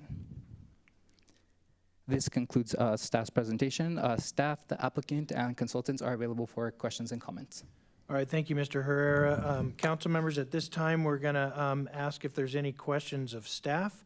And farther down in our agenda, we can ask questions of the applicant as well as give comments at that time. But for now, let's just hold it to questions of staff. Do we have any council members? Okay, go ahead, Councilman Estrada. Thank you. Yeah, my first question for staff is, can they pull up the slide and identify and clarify for us where the residential units are next to this project?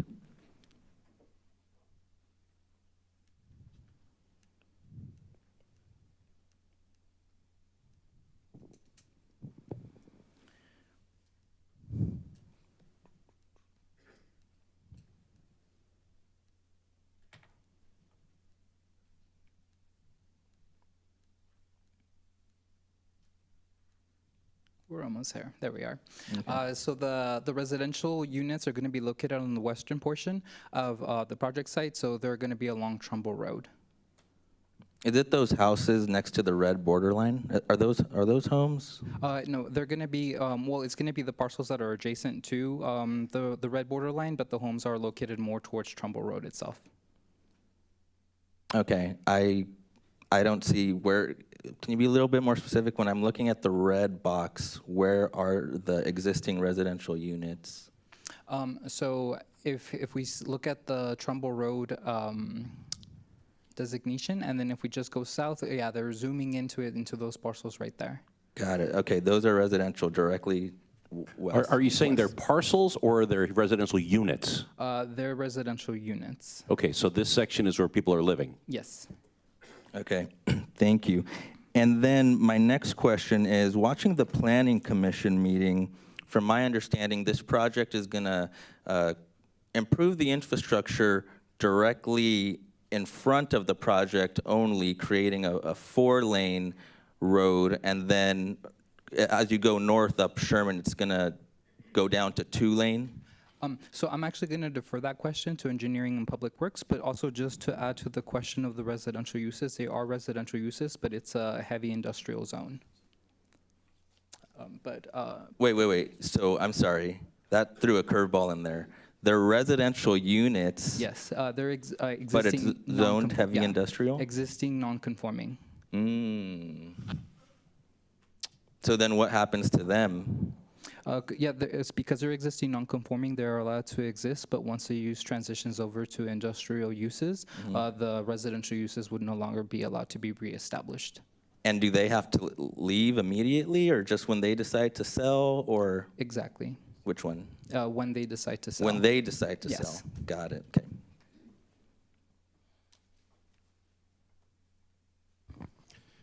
Honorable Mayor, City Council members, Nick Fiddler, Public Works Director. So with this project, it is conditioned to do its improvements along the frontage. The traffic that's generated from this project alone doesn't warrant the improvements above its northern boundary. However, this is being built with several other projects that Core 5 is working on within the area that will make those improvements. The project's already entitled and they're moving forward with all their engineering. And a lot of the improvements are being designed together.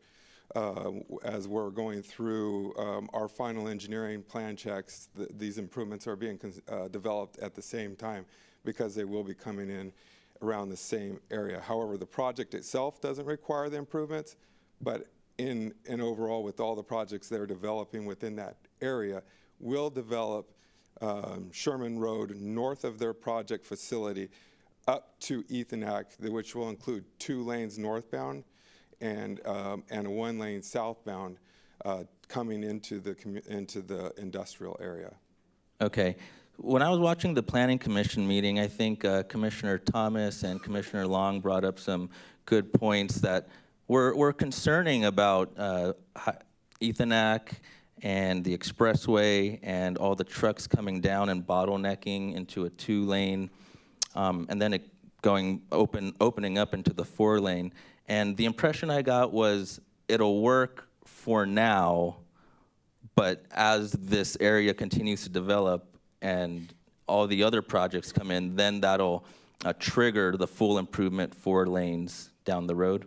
That's correct. This is very typical of all development. If you look at a residential community, you'll see the residential community will be required to develop the full frontage of their property, and then it'll transition back to the normal, the existing lane width. And if they have additional requirements, they will add the additional capacity at the intersections, similar to the industrial. As this area develops out and more businesses come online, it will trigger additional improvements to meet their mitigate their requirements for their project. And on top of that, these projects are being conditioned with a roads and bridge benefit district, so that each developer will pay their proportionate share to ultimately build out all the infrastructure within this area. Ethanac, all the roads that are on the circulation element within this general area will be built out as these projects come online, and they'll be just like normal development would occur. Okay, perfect. And that was actually going to lead into my next question, so good transition. Can the RBD, it's the RBDD, right? RBBD. RBBD. Yeah. I was watching the meeting and reading a little bit that they are going to contribute to that, right? So they have the option, they either build the amount of improvements that are required by the RBBD, or they contribute to the RBBD. Depending on, typically the first developer in will overbuild than what they're responsible to pay for in the RBBD. The next developer would then pay additional fees, or they would do mitigate their improvements.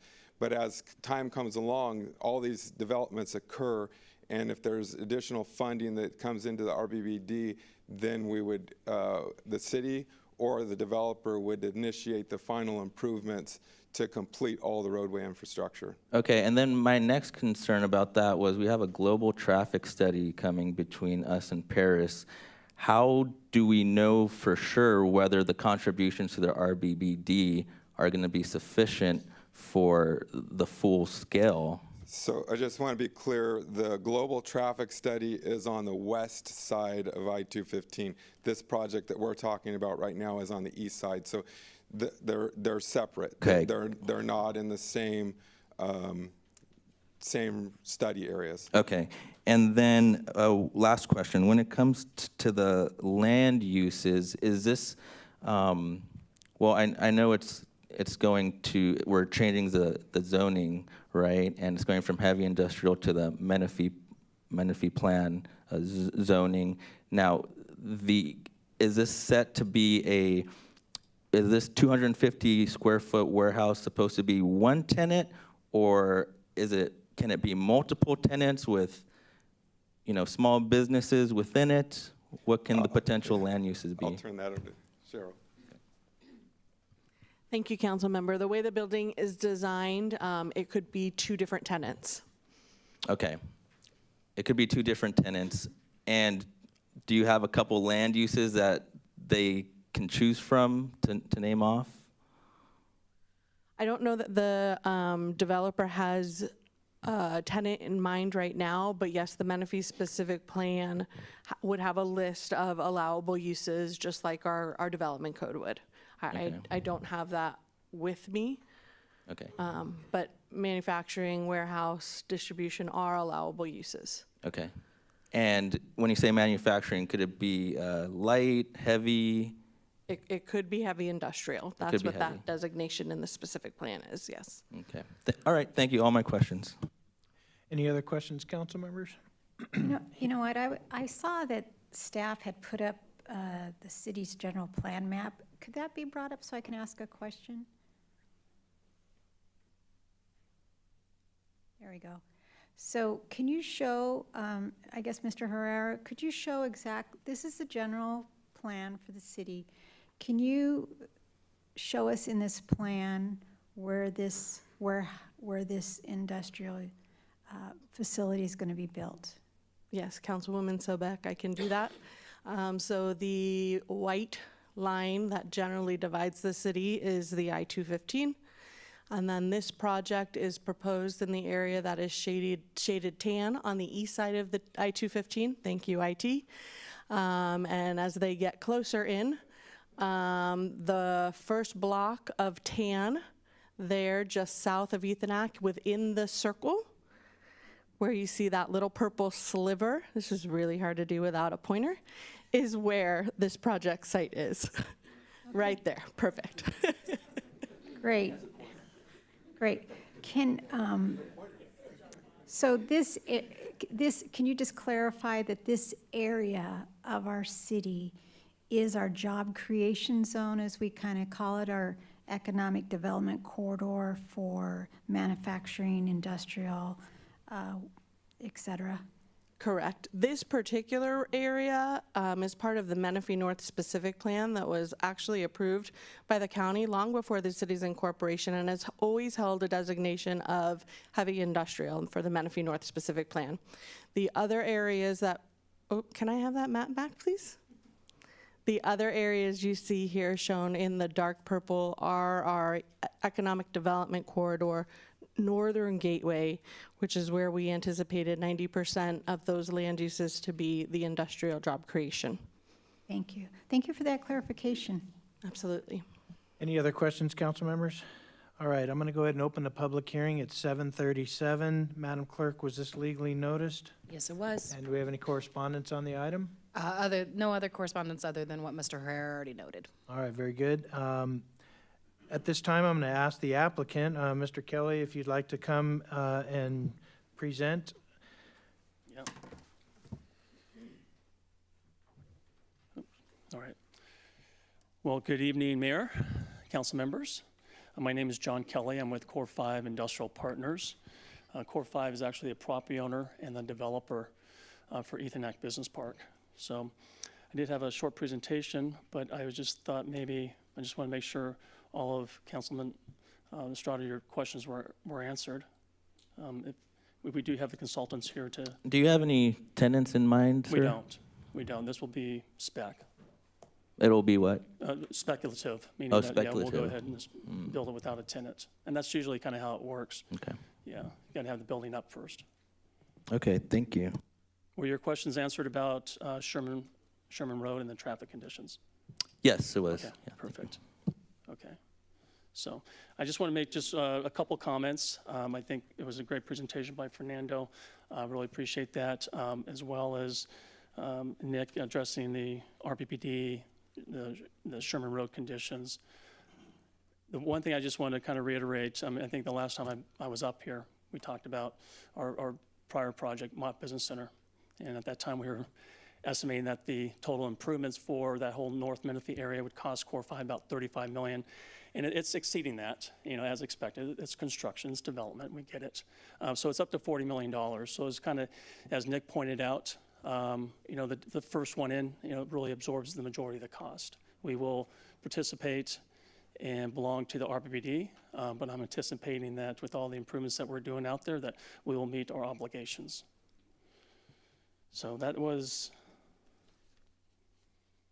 I think, the main point I just wanted to make. Do you guys have any questions for me? Opportunity to ask questions of the applicant.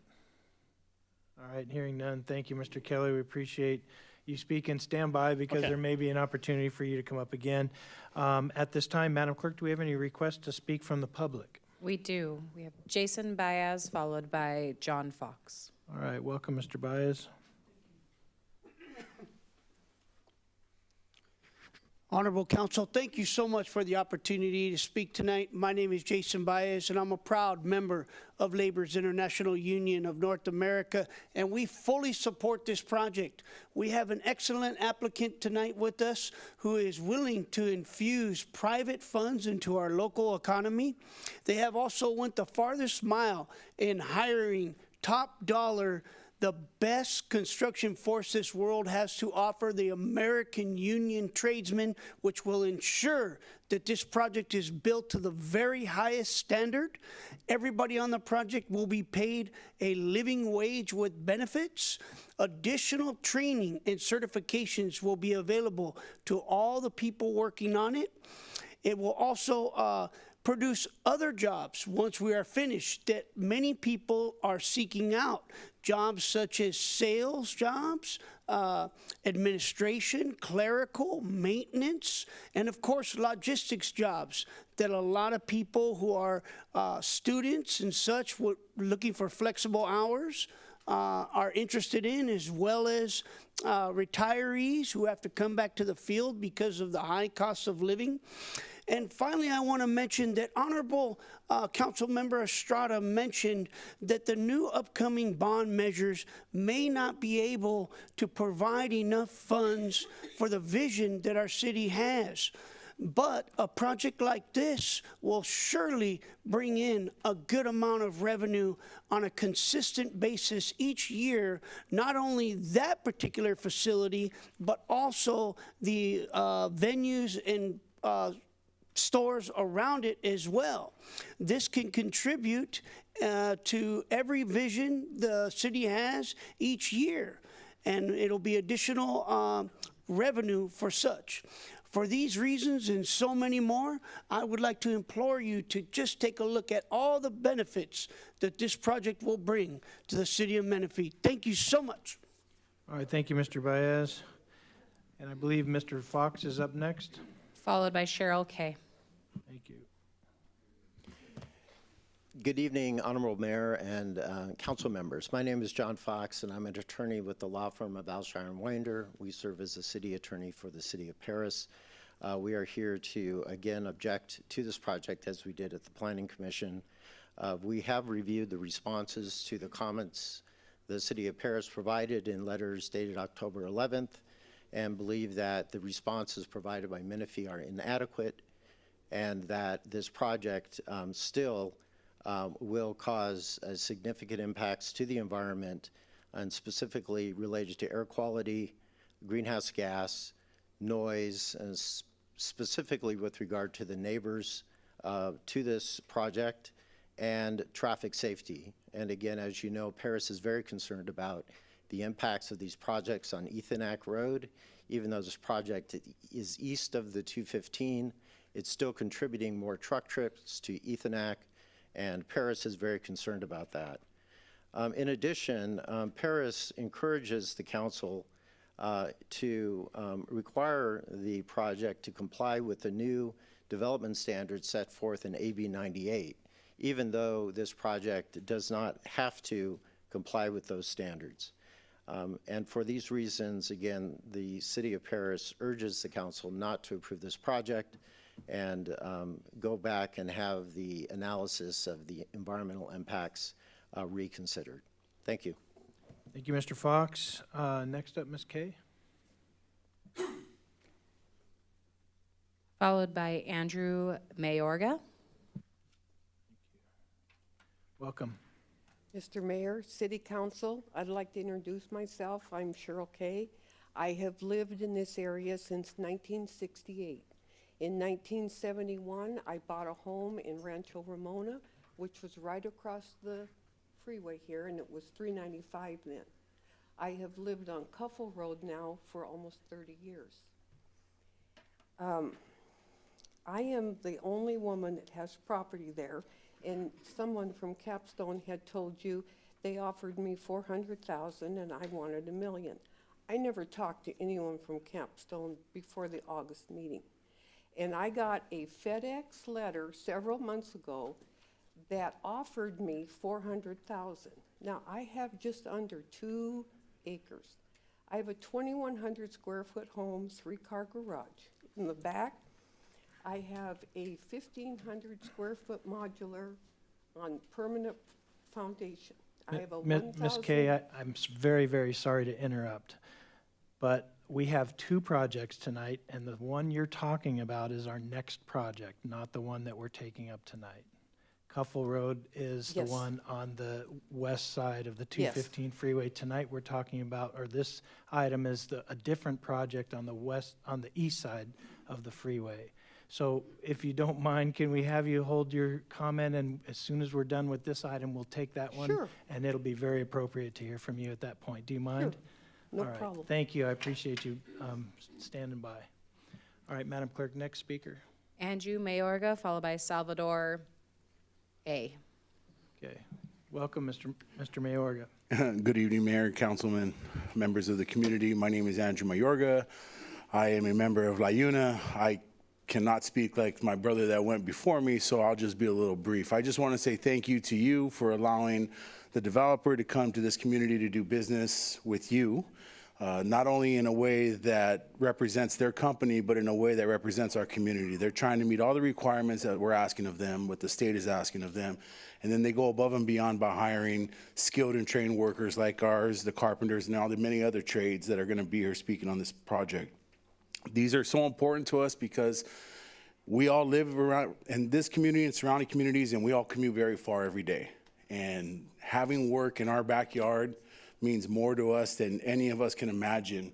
Time with our families cannot be replaced with a dollar value, but we're trying, and we hope that you see that and the developer sees that.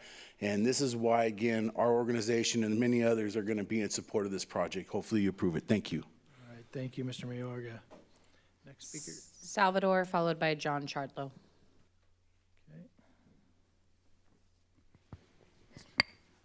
Good evening, Mr. Mayor, City Council. My name is Salvador Amezquita. I am a representative with the Western States Regional Council of Carpenters. I represent about 5,400 members that live in the Riverside County area and about 200 that live in the city of Menifee that commute, like my brother right here said, some of them up to 2 hours one way.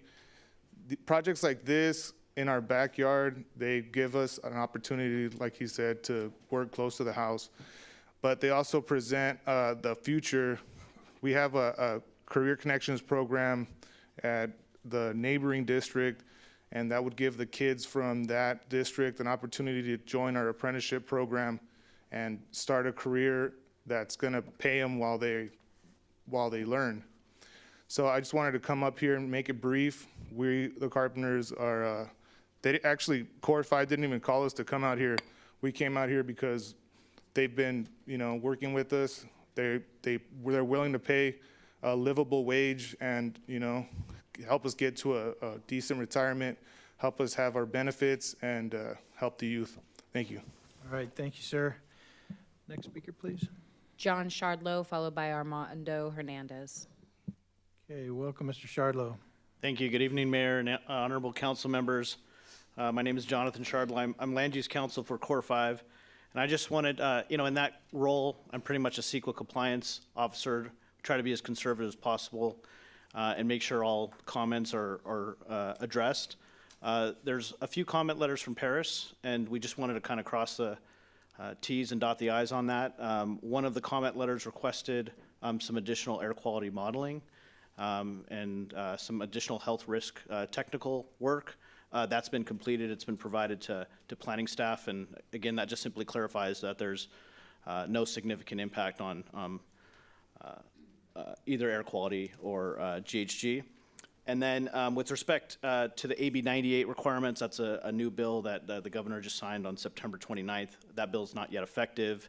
Even if it was effective, projects that were in the pipeline prior to September 30th, it would not apply. But of course, your city basically has your own AB 98 that was passed a couple years ago, which is your good neighbor policy that has all the requirements of buffering, solar, all the type of good neighbor and air quality, environmental sustainability measures. So, although we're not required to address the City of Paris's comments, we just kind of wanted to make sure that the record was completely clean to ensure that all questions were answered and that there is no significant environmental impact from the project. So thank you.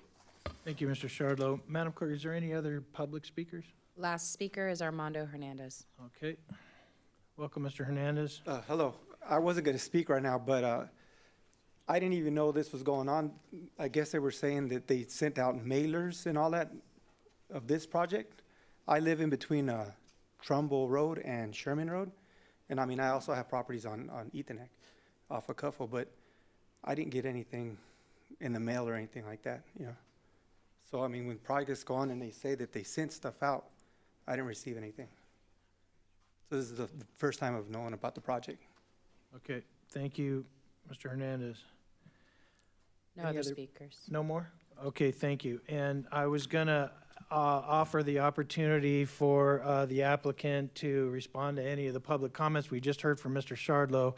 Mr. Kelly, do you have any more response or rebuttal to any of the public comments? Okay, thank you. I'm gonna go ahead and close the public hearing now at 7:51. At this time, council members, we can have open discussion and share our thoughts and ultimately have a motion if we can. So who'd like to start off? Go ahead, Councilman Carwin's first. I know that the Planning Commission did a really thoughtful hearing on this. It was really detailed. I've gone through all of the materials. This is what this area was absolutely intended for when it was carved out initially. And it seems like a project that is in compliance. It doesn't seem wildly off base from what we as a city intended this section of the city to be used for, or to allow to be done in that part of the city. It just seems like fulfilling the specific plan, and I don't really have any objections to it based on the location of this project, the history of the location of this project, and what their intended use is. Okay, thank you. Anybody else? We'll start with Councilman Estrada.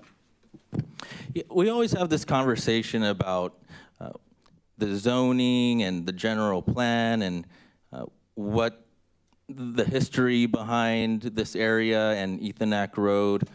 But just because something has always been that way doesn't mean it always has to continue that way.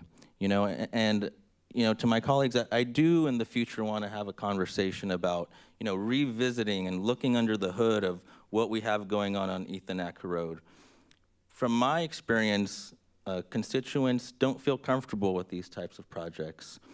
And they want to see higher and better uses than warehouses and high industrial uses. They want dining and entertainment. And I think revisiting this conversation in the future would open up more opportunities. We as a council can decide what the zoning laws are. We can change our general plan. And so, this conversation that, we have to follow the general plan and we have to follow well, yeah, we do, but who controls the zoning and who controls the general plan? We set the tone, we express a vision, and staff can make changes to that. I believe my constituents, and actually all of our constituents have expressed that they have concerns with the warehouses. All of Riverside County has expressed that. It's not just Menifee. we're not crazy. There are projects all around the county that are, causing a stir and make people feel, not so comfortable driving down the road. So, I have also concerns about the residential units right here next to this project. In the next conversation, we're gonna have more residential units next to the project. I don't think it's the highest and best use. Going forward, one day I would like to have a conversation with all of you and say, hey, can we rezone and look at how we can give our residents more of what they want? So I do not support the project. Okay. Other comments, council members? Yeah, I'd like to make a comment or a question first to staff. So if maybe this is for our city attorney. We heard from Armando Hernandez, who lives at Trumbull and Sherman, who said he wasn't notified. Can you provide the direction of notification? And do we know how many in that? I know it's a certain area that we reach out to. I just want to make sure that we did reach out to anyone in that mapping area. Certainly. Can you hear me all right? Yeah. Yes. Okay.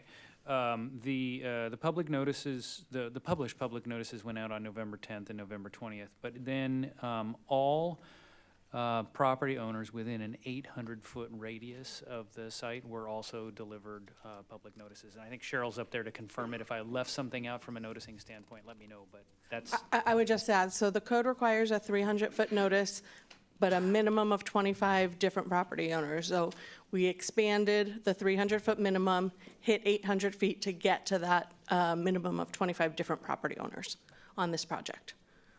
Is it possible that the owner of the property is notified, but maybe a renter that lives on the site may not? Correct. The notification would go to the property owner. And not the renter. Okay. All right. There is also on-site posting, though. Okay. And I just kind of want to make a comment off of the comments from Councilmember Estrada about the general plan.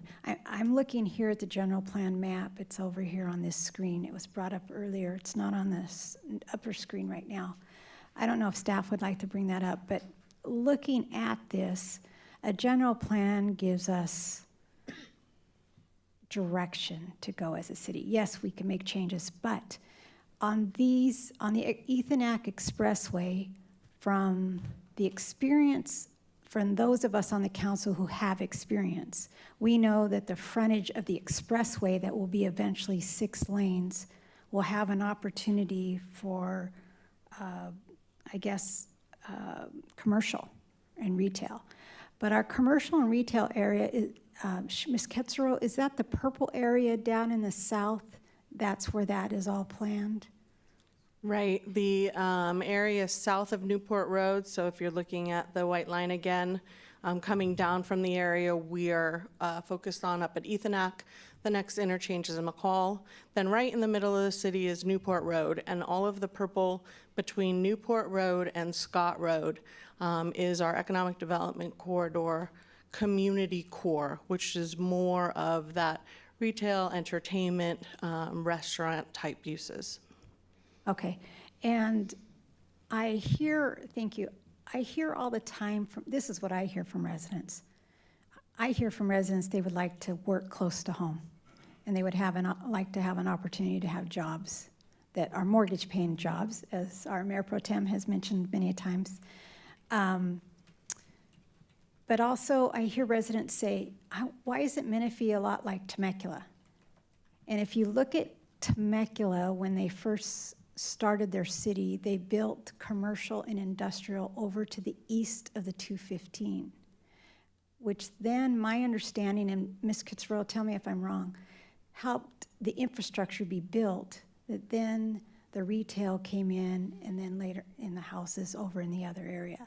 So that job creation area, to me, my understanding is it creates a stability in a city. Am I correct on that? A variety of land use types is always what you want to strive for when you're looking at the overall long-term planning for the health and fiscal viability of a city. So having jobs, having retail, having homes, having amenities and open space, you want to look for that balance and provide all alternatives throughout the city. Would you consider that a smart development, what we have here on our general plan? I think there definitely is that mix on our general plan. Okay, thank you. Thank you for that clarification. Councilwoman Sobek, you allude to experience, but there have been many years, and I respect your experience, but just because something has been done a certain way for such a long time doesn't mean new ideas, new generations, new families, new blood don't have a different perspective to how things have been done for the prior 9 years. So I think we should also respect the new residents and there's acknowledgement around all Riverside County that maybe warehouses isn't the best thing and the highest and best use. So if I can just intervene. I loved your suggestion, Councilman Estrada, of having a future agenda item where we can talk about the ability of a city to be able to look and revisit our general plan and see. That's a great idea, and let's add that as a future agenda item. If you can remember at the end, make that suggestion. Tonight, we're looking at a specific project, and so let's try to avoid talking about a future workshop or something like that, if we can. So do we have any other comments or discussion regarding this agenda item? Councilman Dinas? Yes, if I heard right from the applicant, they're investing, what, 40 million plus on infrastructure to make improve that part of our city. So I'm not too sure. Opening the general plan for restaurants and things like that. I'm not too sure how many restaurants or shopping centers can foot a $40 million or almost $50 million, probably by the time you get around to actually doing it, $50 million foot a bill to do the infrastructure needed to improve that area to do building. That's the part, I don't, maybe Councilmember Estrada, you have a plan to how to pay $50 million other than through taxpayers here in Menifee. To do that, because that's a big plus. I think it goes along with what Councilmember Sobek said. It brings a benefit to our city, and and as a representative for District 4, where this is located, we do have areas for retail, and now that we're starting to grow in District 4, I would say probably the fastest growing area in the city. I've been working hard to save our land that's been identified for retail just for that purpose. And so, but this brings the much needed infrastructure in that no one else would be able to finance individually as a store. I don't care what you put in there, a small strip mall, whatever kind of grocery store. None of those are going to put in $40 million to $50 million worth of improvements. This is how Menifee starts getting the things that we need, is to bring a developer in that will do the lion's work of the improvements, and then that will attract the light industry. That will attract the other type of amenities that will make Menifee sustainable in the long term. Well, Councilmember Dinas, we all want great infrastructure. We all want the roads taken care of. There are lots of other parts of Menifee that have infrastructure and no warehouses. How did that get done? There are plenty of opportunities out there. I think that if we are open-minded to have the conversation, being patient and taking on the right projects, I don't want to sell out for the sake of dollar bills and give our residents projects or places they don't want. We're going to have roads, but they're going to be covered with all these semi-trucks. I'm just interested in having a conversation. Well, that's fine, but I think now, I guess I'd ask the city attorney, says, if we decide now just to say no to this and not support it, what's the liability to the city to start saying no to all these developers that now have met all the the requirements that the city's placed on them? What liability does that put on our city? So Councilman Dynas, first, this project requires a specific plan amendment and a plot plan and a general plan amendment. The general plan amendment in particular involves the city's legislative discretion. So the city doesn't have any obligation to grant this approval affirmatively. As to the broader question about sort of projects in general and when we have an obligation to approve a project and a liability if we fail to approve a project, respectfully, I'd rather give that briefing to the council in closed session. Okay, thank you. Yeah, I still think that this brings the necessary improvements for our city to grow. And so because of that, it's in an area that has been designated for this since before the city was a city. We've set standards for this. The applicant has met all those requirements, and I know they've gone over and beyond to make sure that this is a project that will meet our standards when it comes to aesthetics, when you drive by it and everything, and for that I'll support it. All right, Councilman Carwin's next. You know, this area is not a highly populated section of the city right now, and along with the comments that people are kind of recoiling against the warehouse issues, they're also recoiling against residential going up. So the highest and best use of this would be what? A casino, a Bass Pro Shop, something massive retail like that. But you're never going to see anything like that unless it's surrounded by sufficient rooftops and income. And those rooftops and income aren't going to come unless there's infrastructure.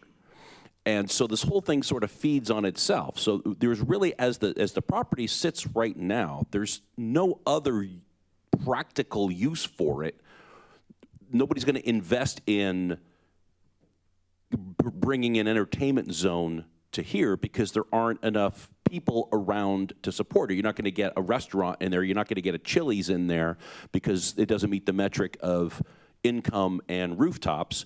But you're not going to get the rooftops in there because there's no place. So it's kind of a dead zone right now, the way it is now. And this is an opportunity for somebody to come in and establish infrastructure that could be built out into other things in the future. So this project right here in particular, I think solves a lot of problems that are presented to us by this corner of the city, this particular corner of the city. Whether other projects that aren't entitled yet might be other things, well, they're not going to be other things until something else comes here. And this will start the ball rolling in that area. The project that the design of this project and the specifications of it, I think, are a quality project. I just don't think you're going to get an entertainment center. You're not going to get like a John's Incredible Pizza like Moreno Valley has, that big kind of entertainment zone, something like that there, because the population's just not, it's not going to sit out in the middle of nowhere by itself. On the other hand, if we said to the residents, well, okay, we're not going to do this project. Instead, we're going to build 20,000 houses in that area. Also a problem because there's not sufficient infrastructure up there. So this solves a lot of those issues and gets us from having vacant, unused, unproductive land into something that will modernize that part of the city, give us production, give us forward movement into the future, and allow us to use that as an anchor to bring other things into that area. So that's why I approve this particular project in this particular location. Bob, are you prepared to make a motion? I move that we approve. Do I have to go one at a time? That's a good question. Are we taking these separately? Mayor, my suggestion would be that we take recommended actions 1, 2, and 3 all together. There are 3 resolutions, and then action number 4 will require the reading of the title of the ordinance. So separate motion. So I move to approve actions 1, 2, and 3. Second. All right, thank you.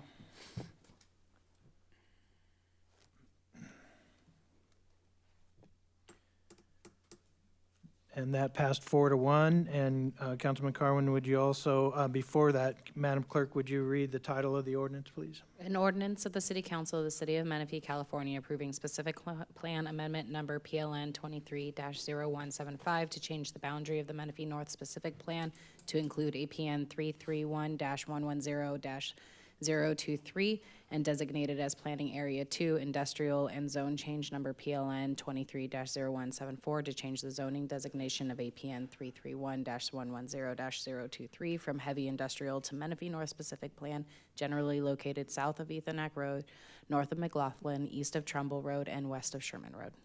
I move to approve that resolution. Second. Thank you.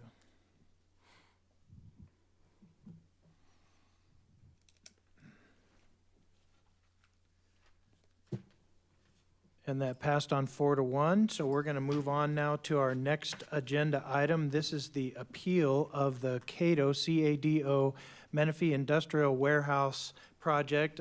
Capstone is bringing that one, and that is the one on the west side of the freeway.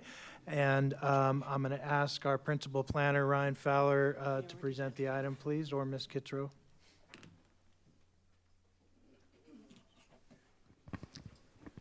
Good evening, Council. Ryan Fowler, Principal Planner, here to present the appeal of the CADO Menifee Industrial Warehouse Project. It's appeal that was submitted by the City of Paris, number 24-0182, and that's appeal of Planning Commission's approval of the tentative parcel map and plot plan for the CADO project.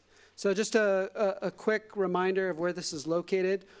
We're up in the northwest portion of the city, south of Ethanac Road, east of Wheat Street, and west of Byers Street. South of Cuffle. And south of Cuffle, that's correct, yes. And that included 2 entitlement cases, 2 entitlement applications. It's a tentative parcel map that consolidates the 8 existing parcels into one. And then the plot plan, which proposes an approximately 700,000 square foot warehouse industrial building. And just a quick look at the landscaping that they're proposing. 10% is required. They're going to cover approximately 11% of the site. There's going to be multiple rows of trees along the perimeter of the site, larger ones kind of at the entries of the buildings and the driveways. There's also truck screening on Wheat and Byers, so you see on the kind of the corners of the site, deep set landscaping and multiple rows of trees screening those truck courts. So just a little bit more about the screening effort that this applicant has gone to. So they're going to have 14-foot tall walls that will shield the trucks. However, from the outside, they're going to appear to be 6 to 8 feet tall because either on the south side, the truck court is kind of sunken down. On the north side, there's a berm that goes up to the wall, so it won't look like a 14-foot wall. It'll look like a 6 to 8 foot wall. On Cross Cuffle Road, as you mentioned, there are some residential lots there. They are 466 feet from dock doors to the residential properties. That's well beyond even what our good neighbor policies require. And they have 2 to 3 rows of trees that buffer those residents on Cuffle Road. And they have a much larger setback than what's required in the code. 25 feet is required, and they're at approximately 40 feet. And this is just a reminder of what the architecture will look like. So a lot of glazing on the corners where the offices will be located, a lot of movement, differentiation and color from the different facades, horizontal and vertical articulation, and then some accents with the metal canopy and wood accents. We're not going to go through every single one. We did that on November 6th for City of Paris's appeal and the city's response. We responded formally to them, and that's in your staff report, but just a reminder of what their argument was. It had these 6 points that they covered. One was that in our EIR, we had an incomplete project description, and then they also said that we had an insufficient analysis of the transportation impacts, greenhouse gas, air quality impacts, noise, and that we had an inadequate project alternatives analysis. Again, we went into great lengths in our description of that on November 6th. So just a reminder, on the 6th, the City Council voted unanimously to continue the public hearing to a date certain today. And there was two kind of main points of discussion at that last council meeting. One was the project-related greenhouse gas emissions and the threshold that was applied. And then second, this CEQA required statement of overriding consideration. So we'll go into both of those. So first, let's jump into the first topic, the greenhouse gas. So we discussed on November 6th about there's this threshold of 3,000 metric tons CO2 equivalent per year. And I think maybe it wasn't, we talked about it, but maybe it wasn't totally clear that there is a very big difference between greenhouse gas and air quality pollutants. So they're two very different things. Air quality pollutants and toxic air contaminants, those have a direct effect on the health of humans and other living organisms, whereas greenhouse gas does not have that direct effect on the health. And it's more gases that have the potential to trap or absorb heat. And that's more of a global issue, whereas the air quality pollution is more of a local. So we had a greenhouse gas study done, but the applicant also did a health risk assessment and an air quality impact report. And those looked at more of that local air pollution type of question and determined that those were all below the less than significant levels. So just a quick description of kind of like what greenhouse gas is. So those emissions, as I mentioned in our previous meeting, they're mainly coming from the trucks and the cars. So those emissions are not going to necessarily occur all at the project site. So whether that truck's at the Port of LA, traveling along the I-215 freeway, that's where the emissions would occur. So not necessarily all at the project site. When those are emitted, they're released up into the atmosphere. They go up because of wind and weather patterns. They're dispersed kind of all over the globe. And so it's more of a global issue than a local at this project site. So in other words, there's not going to be a cloud sitting over the project site of greenhouse gas emissions. So that's kind of like a basic understanding of the difference between greenhouse gas and air pollutants. And then the question was asked, can we kind of compare of this project versus other types of uses?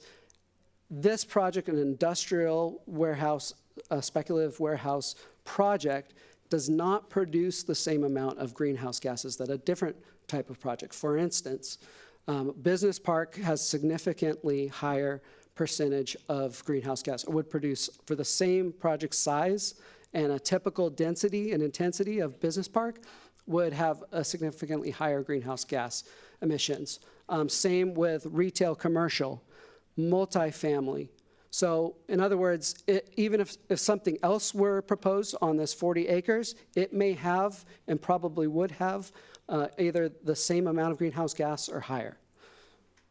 And that's mainly because they're due to the vehicular trips associated with those uses. The next was the question of where that threshold of the 3,000 metric tons comes from. So it comes from the SEAQMD, so the Air Board. What they did a few years back was they cast a broad net and they looked at over 700 sample projects. And what they were trying to get at was a capture rate of 90% of emissions. So from the individual projects, what would be the threshold that you would have to set to then capture 90% of the emissions? For those 90%, then require that feasible mitigation be implemented to reduce that number. And the purpose of that is really to get at the state's goals of reduction of GHG and bring that number down for future projects. In addition, 3,000 is the number that we use in our general plan as our screening threshold of when we have to start putting in place mitigation measures. Just a little for context, it is a conservative number in that other jurisdictions do have a 10,000 metric ton number, even neighboring jurisdictions. And however, the 3,000 is a more legally defensible number. That reasoning for that is a little bit more technical, but it goes into how they calculated the 10,000 other jurisdictions, SEAQMD calculated the 10,000 number. For this project in particular, for operations, they're going to have 4,900 approximately metric tons. So over that 3,000. Again, it's mostly due to the cars and trucks. However, and this was not captured, or we did not take credit, the study did not take credit for future emission control technology, because that number is not certain in terms of, the magnitude, how quickly it's applied. So that's why it's not taken in and discounted against our number. And then as adopted regulation goes into effect, that also. But it's just to provide kind of a background that over time it's anticipated that that number will decrease. So the fact that we are over that 3,000 number, it doesn't imply that the project cannot be approved and the EIR can't be certified. It just simply means that once you kind of cross over that 3,000 number, then that's when you have to start putting in place feasible mitigation to bring it down. Now, let's say you can't bring it down below the 3,000. You can still, CEQA still permits Menifee to certify the EIR. They just require that the statement of overriding consideration be adopted as part of that. So the question also was asked about the statement of overriding consideration at the last council meeting. I know we covered the first two. First, that feasible mitigation measures were all imposed to lessen impacts. Alternatives were analyzed. They were determined to be infeasible. They had some lessening of impacts, but overall didn't have the same economic benefits of the project.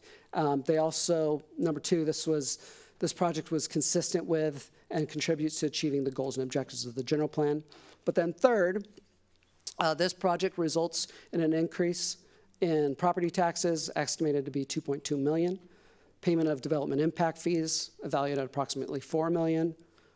Transportation uniform mitigation fee, so regional larger scale infrastructure for transit, for traffic, about $900,000. And then they'll be contributing fair share for traffic infrastructure as well, and investing in regional roads and flood infrastructure, which will spur future growth. Also, their sales tax revenues would benefit the city and provide a boost to the economy. Next, this project creates employment-generating opportunities and improves the jobs housing balance. General contractor for the project has estimated that there would be approximately 150 construction jobs and 860 operational jobs. Now, this project is, like the last one, speculative, so that number is more of an estimate because we don't have a final tenant in mind or locked down as far as I'm aware. But that was the number using SCAQMD, so SCAG, Employment Density Survey. That's how that number was come up with. And then this project also attracts businesses that can expedite delivery, and facilitates development of an underutilized land, and attracts quality tenants so it can compete with other approved or proposed similar facilities. And just as a reminder, I know I mentioned it, but they did prepare an EIR, our CEQA consultant for the city. It was started with the notice of preparation back in 2022. Then the draft EIR went out for public review in March and April of this year. As I mentioned, we do have that operational GHG significant impact. The Planning Commission at the hearing when they approved the project certified and adopted the final EIR, the Statement of Overriding Considerations, and the Mitigation Monitoring and Reporting Program. And so staff at this time is recommending to adopt a resolution denying appeal PLN 24-0182, certify the EIR, and adopting the findings of fact and statement of overriding consideration and mitigation monitoring and reporting program, and adopt a resolution denying the appeal, same appeal number, and approving the tentative parcel map and plot plan generally located north of Corsica, south of Cuffle, east of Wheat, and west of Byers Road. And this concludes staff's presentation. All right, thank you, Mr. Fowler. Council members, this is the opportunity to ask questions of staff without too much comment. Just questions for now. Councilman Carwin. Mr. Fowler, first of all, thank you for that additional detail from the prior presentation. I learned a lot from that. With regard to the actual calculation of greenhouse gas emissions from this project, you gave us the number of 4,900 or something metric tons. That says for operations. You've made it very clear that the majority of the greenhouse gas emissions are from vehicle as opposed to operations. Or are you including that vehicle travel in that operations number? No, yeah, it's in the operations. So the trucks and the trips from employees and then the trucks leaving, coming and going to the facility, that's all in operations. Okay, because it seemed like you were making a distinction between the operation of the facility and the vehicle traffic going to and from the facility. But when you say that number of I just want to make sure I get the number correct, 4,971 metric tons of CO2 equivalent per year, that includes the vehicle traffic. That's correct. I see. That's all the question I had for Mr. Fowler. Thank you. I have a question since we're on this slide. If we can go one less slide, number 10, please. Okay.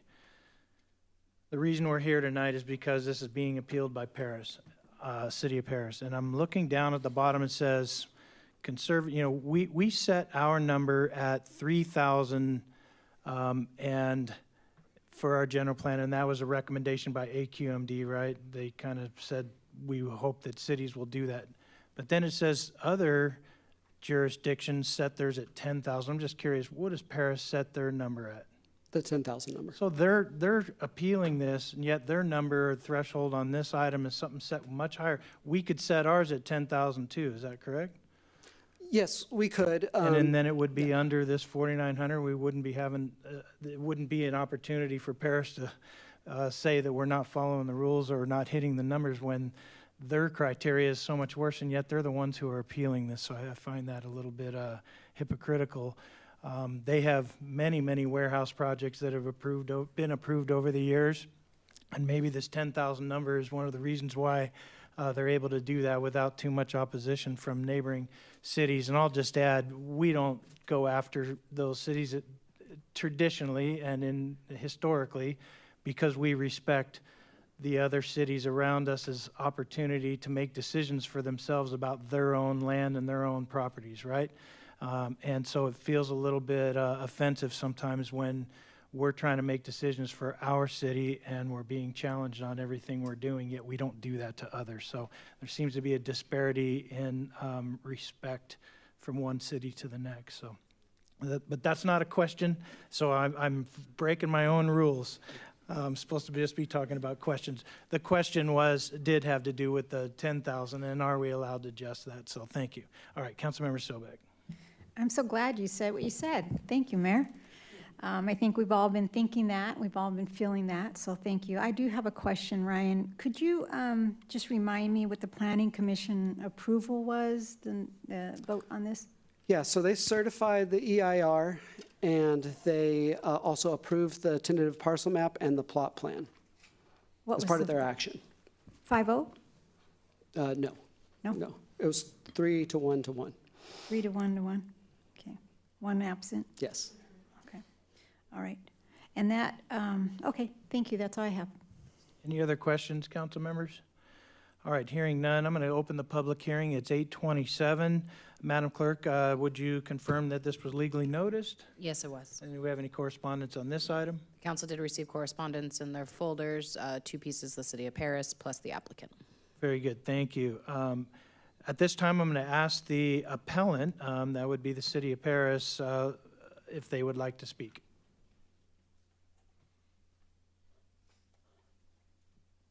Welcome back, Mr. Fox. Thank you. Again, Honorable Mayor and City Council members. John Fox, again, attorney at Alshire & Winder. We serve as the city attorney for the City of Paris. We understand the consternation with City of Paris challenging these projects, especially with regard to these projects, though. As you know, Paris and Menifee share Ethanac Road. And we did challenge the project, and we did litigate it, and we did prevail on that issue about traffic safety on Ethanac Road. So we believe the concerns of the city of Paris are valid with regard to the type of developments that is being approved in Menifee without taking Paris's concerns regarding the impacts to traffic safety on Ethanac seriously. And the comments that I'm making tonight really are going to be brief because, as you know, we have submitted numerous letters, we've submitted our appeal, and we believe we've preserved the arguments that we need to preserve in this matter.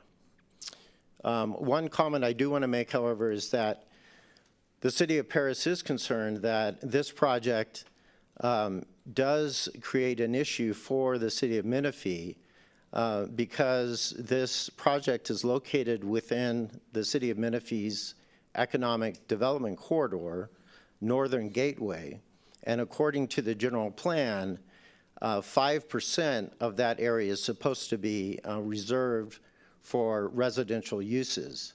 However, Menifee has not taken any action to implement that 5% residential use. And under SB 330, the no net loss provision indicates that you cannot proceed with a general plan amendment or changes that will result in a reduction in residential density. And Menifee is moving on a path at this point by continuing to approve these warehouse projects such that there is no way, if you continue on this path, that you will be able to meet that 5% density, the 5% allocation that's set forth in your general plan. With regard to the statement of overriding considerations that was presented tonight, that was not presented to the Planning Commission. None of that information was provided. None of the evidence was provided to the Planning Commission to consider. And in fact, if you listen to the Planning Commission meeting, a question came up as to how they could state that the project would result in 680 new jobs. And the response was there was absolutely no evidence in the record to support that from an economics point of view, and that staff had merely used that number as a worst-case scenario for analyzing trips for air quality and greenhouse gas analysis. So tonight, this is the first time I've seen the new statement of overriding considerations and the alleged evidence to support it. But again, in your packet, there is no economic study or anything else that we have seen that supports the claims regarding job growth, tax revenues, economic development, or the like. And for that reason, we continue to believe that the statement of overriding considerations presented tonight is legally inadequate. And then finally, as was mentioned previously, there is this global traffic study that Paris and Menifee are cooperating on that is intended to try to identify the infrastructure improvements within this area to ensure that you can accommodate the type of development that Menifee wants, the type of development that Paris wants, and specifically the Green Valley Specific Plan, which is a mixed use plan that provides for commercial, residential, and some industrial. And yet you're going to approve a project tonight, a rather large project, with no guarantee that this project will have to contribute towards the infrastructure improvements identified in that global traffic study. And so we would encourage the council to continue its consideration of this appeal until such time as the global traffic study is completed and that Menifee and Paris can work out the infrastructure improvements are necessary and ensure that these types of development will contribute appropriately and proportionally to ensure that those needed infrastructure improvements along Ethanac and along other corridors and roads will be completed. Thank you. Thank you, Mr. Fox. At this time, I'd like to ask the applicant, Mr. Zizakis, he's the president of Capstone, if he'd like to share and speak and provide a presentation if you like. Welcome, sir. Thank you very much. Honorable Mayor and esteemed City Council members, thank you for having us again here tonight. I'm going to put our presentation up on the screen if you can go to the next. But everything that we have in this presentation, actually if you go to the next one as well, please. Everything that we have here in our presentation is in the record. It is also in your package, and the staff did an excellent job of highlighting all of the improvements and contributions that our project will be making to the city of Menifee. As I'll give a short background, we've been the owner of this property since 2010. We've done many different types of projects within Riverside County. We're a long-term owner, operator, developer, we're a private company. And I'll also restate from my prior meeting here, when we bought this site was actually mapped as a residential home building project. It never got built during the 2008 period. We were waiting after that period, and during that period of time, with extensive discussions with the city of Menifee and the staff, we did not originally entitle that residential project. And as we talked to the staff more and more, we understood what the importance of the Northern Gateway economic development area was for the city of Menifee. And at the city's request, we let that map expire, and we remapped, went down this road to remap this project in what we believe to be in perfect continuity with the desires of the city of Menifee. One thing I will just sum up here quickly is, all this detail is here. Just sort of big picture though, there's $6 million of direct and indirect infrastructure improvements on this project. There's another $6 million of project fees, including $600,000 worth of school fees, $250,000 worth of fire impact fees, $133,000 for law enforcement. This project will generate, as Seth pointed out, approximately $2.2 million per year in property taxes. Thank you very much. And our project is conditioned to contribute to the RBBD fees, which is part of this master settlement that the city of Menifee and the city of Paris have been working on. And it has been a very long process for that to unfold. It's taken multiple years at this point. But we are fully conditioned to contribute and expect fully to contribute our share of those RBBD fees. Once the global traffic study is finalized and those improvements are identified. And just as a side point, we are actually one of the 3 companies that funded the city of Menifee's cost to do that global study. So we are participating in it in every way possible, from the paying for the initial study to paying any and all fees associated with it. I'd like to ask our attorney to come up and address a point or two that was raised by the city of Paris, if that's acceptable.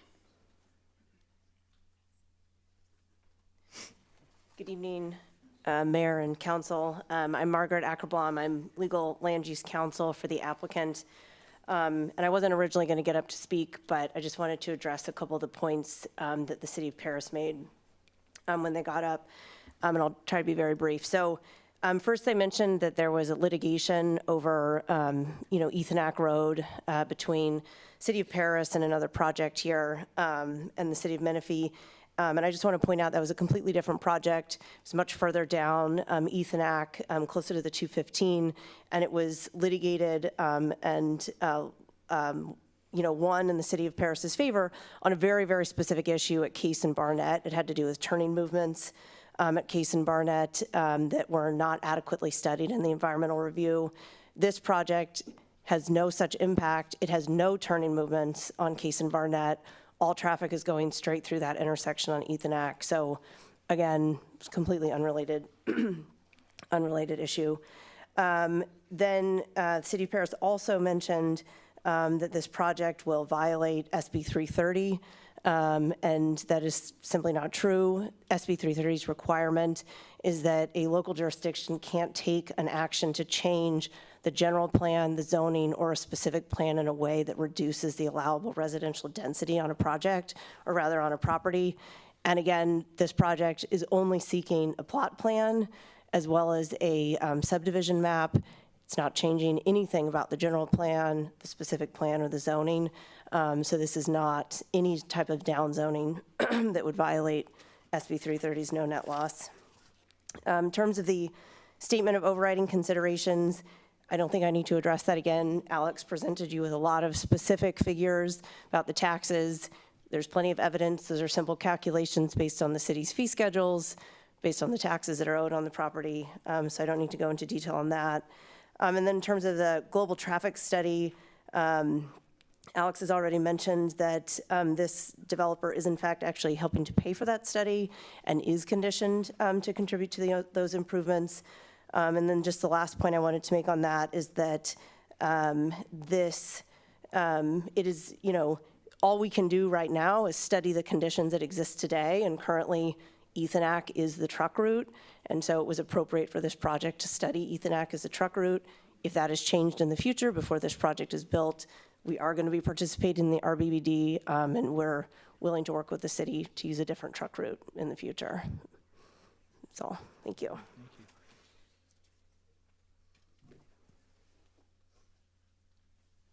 Are there any questions that I could answer at this time? Yeah, hold on to that. Okay. We're going to take public comment, and we'll give you an opportunity to rebut anything that might be said in public comment. Okay. All right. Thank you, Mr. Zizakis. We appreciate you and your team's presentation. All right. At this time, council members, we'll hear from the public. Madam Clerk, I think it would be fair if we take Ms. Cheryl Kay first for public comments, since she spoke on the previous agenda item, but we wanted to make sure she was speaking to the right one. So with that, I'm going to call her first. Ms. Kay, welcome. Thank you, Mayor, City Council. I'm only here, I want to see Menifee grow. I've been here for a long time. And the City Council brought up about the air, the traffic, the safety. I identify with these young men wanting to live close and to work close. But are you going to get rid of our quality of life for a dollar bill? Moreno Valley and Paris are already complaining about poor air. And all I'm asking is, I already know I'm just a pea in the ocean. I can't fight big business. But if you're going to bring it in, at least make sure that it's going to be taken care of for air quality, for traffic, for safety. The only people that the residents have to come to is the City Council. And I was just trying to establish who I am, where I am, and why I'm here. And that's why I'm here. I'm not fighting growth. I'm not wild about a warehouse, but I can't fight it. I already know that. But at least give us some quality of life with it. Thank you. Thank you very much, Ms. Kay. We appreciate you coming. All right, Madam Clerk, next speaker, please. Zach Strassers, followed by Louis Lopez. Okay.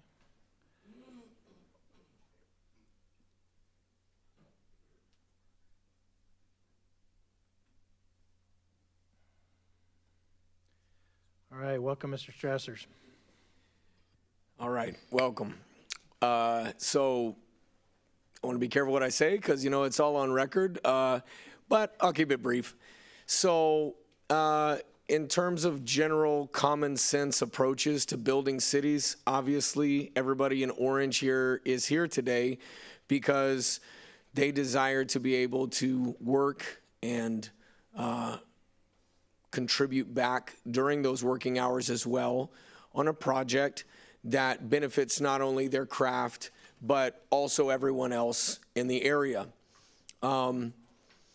What I will say on behalf of CARE California in a more specific way is that this project, like any other project that we choose to take our time to come out and support and put our name on, is a project that we've done our due diligence to ensure meets the needs of the communities around which it's built.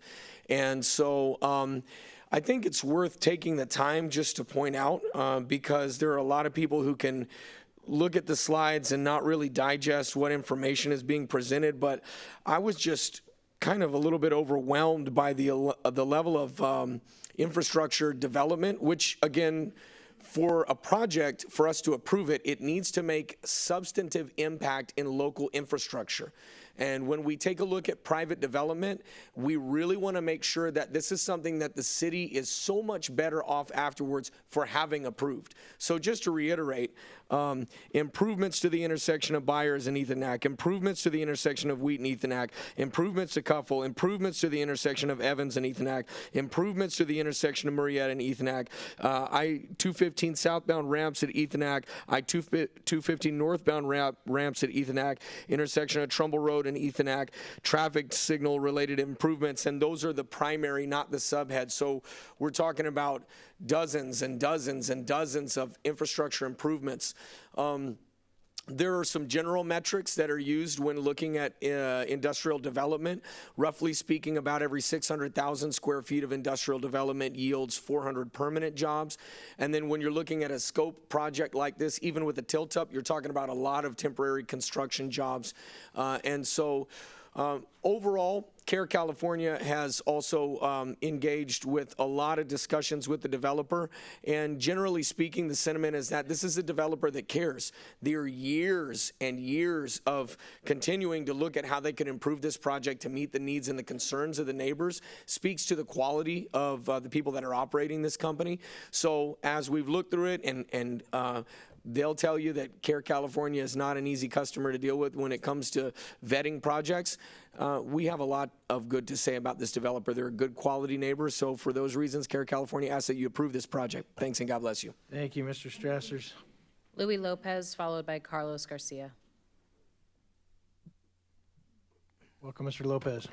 Good evening. Good evening, Honorable Mayor, council members, staff, community. My name is Louis Lopez. I'm a business agent for the Ironworkers Local 433, and I represent over 5,600 members. I ask that the council tonight deny the appeal and move forward with the recommendation of the Planning Commission. This applicant, Capstone, has gone beyond and above the requirements.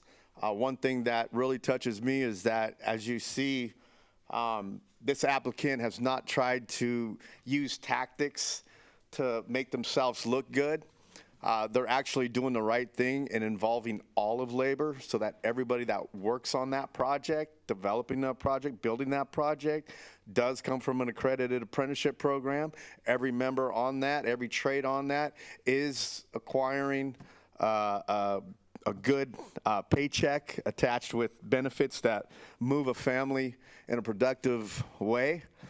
So I commend the applicant for doing that, because there are a lot of players that come into many cities in the Inland Empire and try to use that tactic that, hey, we're good with labor, but in true honesty, they're there to go the cheaper route and exclude some of the trades. So I thank you for that, because the truth about it is, what's my time?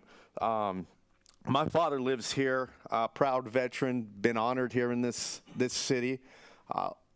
Every time I come here, I love it. I'm a veteran too myself, and right now I actually have a few veterans.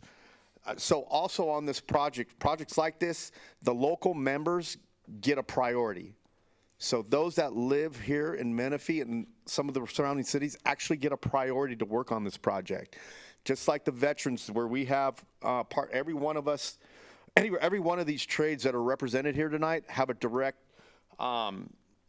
entry program through Helmets to Hard Hats. So the men and women that are coming back from serving our country proudly, when they go looking for another trade or for somewhere to gain traction, we have a direct entry for them. Also, I think it was mentioned earlier, Some of these schools that have the career opportunity programs, those kids also have a priority.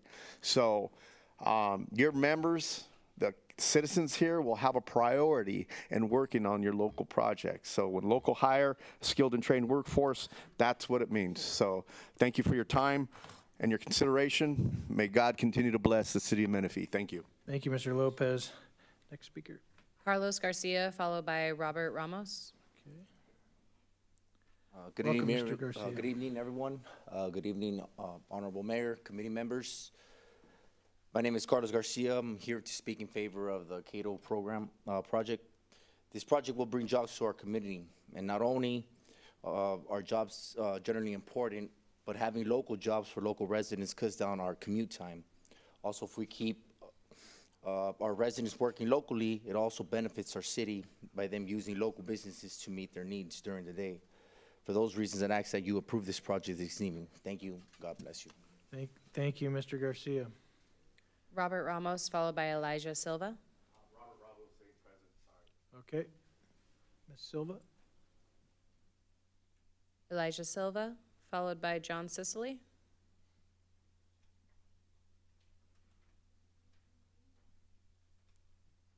Welcome, Mr. Silva. Good evening, city staff, city council members. My name is Elijah Silva, and I'm here to speak in favor of the Cato project. The city of Menifee is relatively new, and with that being the case, building a strong economic infrastructure through jobs is essential, and this project promises many hundreds of jobs, both in construction and after the doors are open to tenants. So for this reason, I ask that you approve this project. Thank you, guys. God bless you. Thank you, sir. John Sicily, followed by Juan Serrato. All right.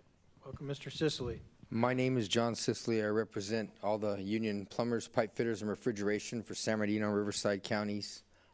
This is a couple of times, quite a few times actually now, I've been before you guys supporting and not supporting different projects based on their labor agreement. I have 127 cities in my jurisdiction, and we engage politically in most all those cities, and we also support and don't support projects in those cities. Menifee has been kind of hard-headed in the past when it comes to unions and labor. You guys are really starting to get it, and you're really starting to understand. Unions are good for everybody. It's detrimental that we make sure that these agreements are on every one of the projects that you build. All the orange vests that you see here represent families that live in your community. So all these projects and all these agreements are good and wholesome for the community. And I couldn't say enough about you guys lately and your attitude towards labor. And thank you, and we appreciate it. And your community appreciates it, by the way. Most importantly, the developer has made a pledge to hire local and skilled construction workforce members to build their vision, ensuring a high-quality project and ensuring the community's basic economic needs are met by supporting the people all around. This project is great for our community, and we strongly urge you to approve yes on your votes today. Thank you. Thank you, Mr. Sicily. Juan Serrato, followed by Jonathan Daly. Hello, good evening. My name is Juan Serrato, and I'm a proud member of LaUna Labor's International Union of North America. I stand before you today in strong support of this project, not just because it's another opportunity for development, but because it truly matters to the workers who build it. This project isn't just about putting up buildings, it's about creating good paying jobs, stable jobs that support families right here in our community. This developer behind this project understands the value of investing in skilled, dedicated tradespeople, and that's why they're committed to paying livable wages. They could choose to cut corners, but they want the best, and that means hiring local workers who take pride in their craft. For us laborers, projects like this are more than just another job. Yes, we go from job to the next, but each one gives us the chance to bring home a paycheck that supports our families, to work close to where we live, and to invest back into our own communities. When you approve this project, you're not just approving a building, you're approving the livelihoods of workers like me who are eager to do what we do best. This project gives us something to look forward to, a future job where we can apply our skills and continue building a life for ourselves and our families. That's why I'm humbly asking you to move this project forward. Give us a chance to keep working, to keep contributing, and to keep building up this community that we're all a part of. Thank you for your time and consideration. Thank you, sir. Jonathan Daly, followed by Omar Kobian. Well, there's not much else to say after all that. I'm Jonathan Daly. I am also a proud member of LiUNA Laborers Union. This is my security here. I'm a Marine Corps veteran, and I wanted to speak for a couple main reasons. One, in general, I've been looking at houses like crazy here in Menifee. The love and support that is given to the veterans around here is definitely why I started, trying to talk my wife into coming out here. And the first time we came to look at a house out here was the first time she'd ever been out here, and she fell in love with it immediately. Luckily for me, she's hard-headed. I wanted to put an offer in on the first house I saw, just because I'm pretty impulsive. But with that, the reason that we're here tonight is because of the families that we have. This gives us an opportunity to feed them. It gives us an opportunity for our health care, our pensions. I never used to really think far into the future with pensions or anything. I just wanted to know how much I was making. And now that, I have my family, it's definitely a lot more important for me. So with that, we deeply support this project. We deeply support this developer and are very appreciative for the opportunity to come serve in this community. And hopefully I can stop renting and own and plant my roots here permanently. So with that, we ask for your support. Thank you. Thank you, Mr. Daly. Omar Kobian, followed by Kelly DeChristopher. Good evening, council members, staff. My name is Omar Kobian. I'm a representative for the Carpenters Union. I handle the political affairs for the carpenters in the Inland Empire. One thing I've learned in the last couple of years doing this is that cities that don't grow, they die. And Councilmember Dean asked a question to the city attorney and he asked him, what are the repercussions? What do the developers say? What does the business side say when projects start getting denied, especially when they meet the zoning? They talk and they stop coming. And I've seen it happen. I've seen it happen to several cities when council members start to disagree on things and when council members start denying projects just because they don't, they want that Victoria Gardens in an area that would never come. That's just a reality. And cities have to be open-minded. They have to grow. I was going to touch base on some of the things about our members working in the area. We know how important it is. I don't have to repeat what all our union brothers from the laborers and the pipe fitters and the iron workers have mentioned. Us as carpenters, we have over 300 carpenters that live here in Menifee, 11,000 that live in the Inland Empire, and a lot of them spend 6 hours a day on the freeway and commuting. They want to work close to home, but one thing, again, like I said, cities have to grow to stay relevant, and Menifee's on the right track. So keep doing what you're doing. I'm a little surprised that Paris would do what they did. I go to a lot of, we're involved with Paris a lot too, and we've been there too, and I'm really shocked that they would even be here appealing a project like this. So I'm also a planning commissioner for the city of Moreno Valley. I've been one for 3 years, and I'm a little surprised that when a planning commission approves a project, that then another city would appeal it. So again, please deny the appeal and approve this project. Thank you. Thank you, Omar. Next speaker, Madam Clerk. Kelly DeChristopher, followed by John Shardlow.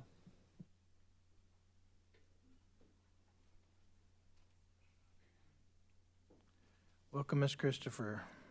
Hello. So I am actually a resident of Menifee, and my property is, actually, according to Google, is 500 feet away from this development. I wasn't even informed about it, so I know this isn't probably the meeting to argue it, but here I am. So here we are again, a community trying to stop another corporate warehouse project going into our rural residential neighborhood. This is in reference to the Cato, obviously, project. Weirdly, like I said, this is the first time I've heard of this proposed project, and yet I'm only one parcel, or the way we would say it, one field away from it. I do understand that another environmental report was done, but are these done while taking into account the accumulation of all these proposed projects? What is the cumulative environmental effect on all of our properties? As we brought up in the past meetings, our fear is that we will be boxed in, which seems to be becoming a reality. The peppering of these projects in every empty field around us, changing the entire landscape of our rural residential community and destroying our property values, which I don't believe is something that's talked about enough. I do understand the one proposed adjacent to Floyd has been put on hold, pending it coming back to the city council to once again be up for a vote. How often are we supposed to come here and fight the same battle until you guys all start fighting for us and not the developers? We come here pleading to you. We complain about traffic, smog, sound and light pollution, and our property values. But time and time again, these same projects are being proposed and pushed forward. We're talked about all the time, the good neighbor policy and the dock doors being so many feet from our doorsteps. But how about all the trucks? How close are they to our houses? The other day, they were just doing construction around Ethanac, and all night it was just beep, beep, beep, beep, and that's what we're gonna hear. That's what our families are gonna hear. You guys all talk that you have families. I have a family that lives right next to this development. And my wife was a veteran. Apparently that's something that is important. We come here in fear that if we aren't speaking for the residents in our area, that we will be brushed to the side and our concerns ignored. So once again, we are here to speak up against the project and that directly affects our lives, our families, and our investments in this area. Thank you. All right, thank you, Ms. Christopher. John Shardlow. John Shardlow, thank you. Good evening, John Shardlow again. I didn't make the cut to be primary counsel for the appellant on this one, but, or the appellee. You know, all this is a policy. You know, this is a permitted use. So, but even though I would like to address a lot of policy issues that just came up in my role of legislative affairs chair for NAEP-IE. There was a comment about traffic congestion, and it was rightfully pointed out that industrial is a low traffic generator. Your own development impact fees for retail is $11.35 a square foot. It's $5.10 a square foot for industrial.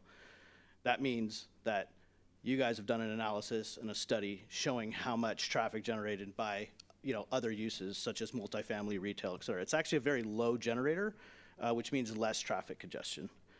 And then there was a comment about jobs. There's 400 parking spaces here. Even if you just had 2 shifts, that's 800 jobs. There is lots of information in the record, I know for sure, because I looked it up. In the record for this project, there's a citation to the Riverside County General Plan. They did a socioeconomic study, which conservatively estimates 1 job per every 1,000 square foot of warehouse. So the claim that there's not any kind of substantial evidence in the record supporting the jobs number is inaccurate. And then I want to make a comment about highest and best use.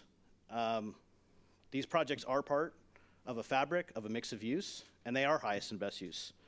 This is where groceries come from. If you go to the city of San Bernardino, they have millions of square feet of Stater Brothers. It's where all your fresh food comes from, the Stater Brothers that are down here. You go to the city of Riverside, 2 million square feet of Cardinal Health. This is where medical supplies come. This is where it goes to the hospitals. You go up the road to Paris, you have Home Depot. Home Depot Distribution Center is a sales tax generator. It also obviously supports Home Depot and in Paris and in other jurisdictions. Nothing against Lowe's, but Home Depot is actually one of the biggest tax generators for Paris.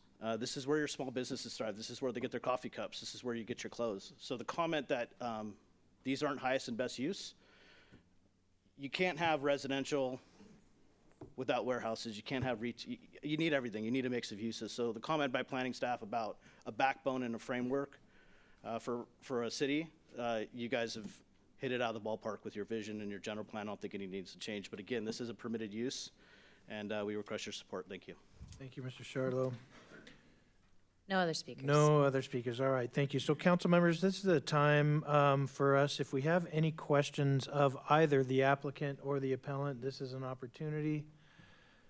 Councilman Carwin? I've got some questions for Mr. Fox.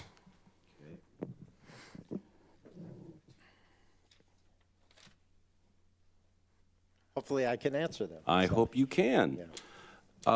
First question is, does this project meet Paris's development standards? Well, we have the planning director here, Mr. Fung, and if you probably be more appropriate to ask Mr. Fung. I would like to know which elements of this EIR do not meet Paris's standards if it were being developed in Paris. Let me pause real quickly. In regards to the Good Neighbor guidelines, you have residential on the west side of this development site, and that would probably not meet our Good Neighbor guidelines in terms of distance, based on my estimated calculation for the distance from the truck doors. Okay, so does the greenhouse gas emissions meet Paris standards? Every city has its own standards. and Right, so- does this project meet Paris's greenhouse gas emission standards?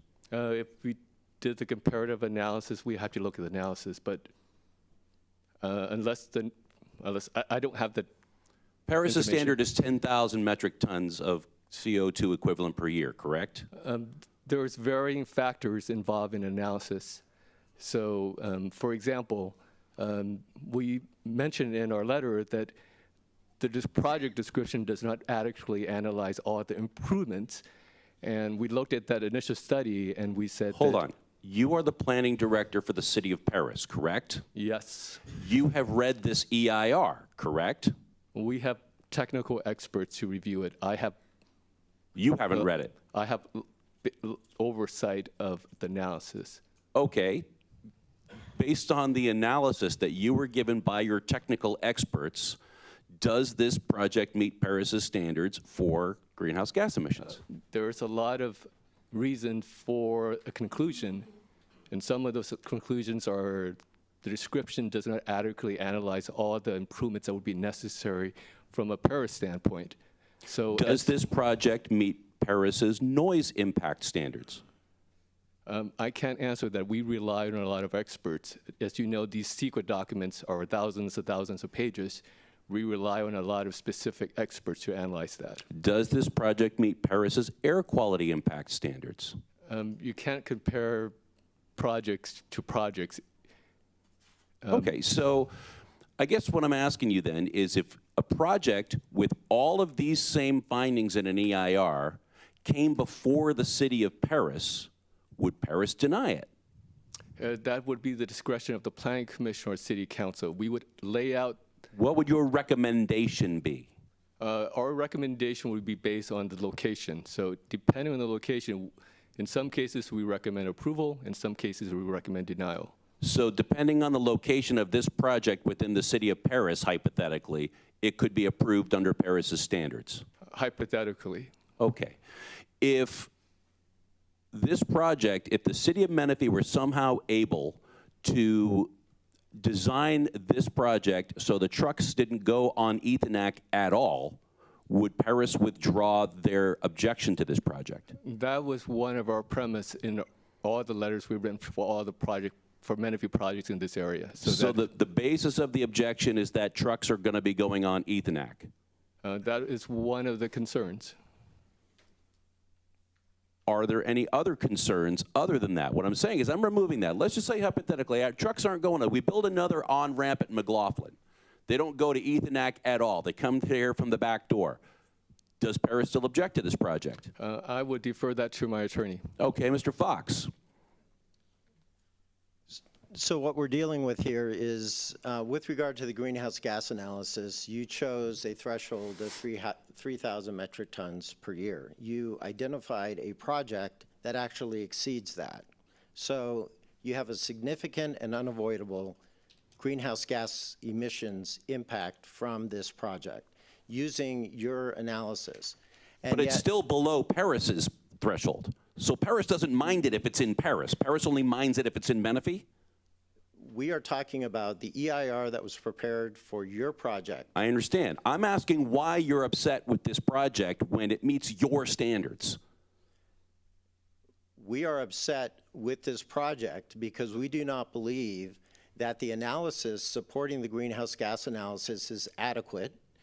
The analysis supporting the air quality analysis is adequate because, as we described in our letters, the project description is incomplete. You have left out components of the project and improvements that need to be completed that for which air quality analysis was not performed.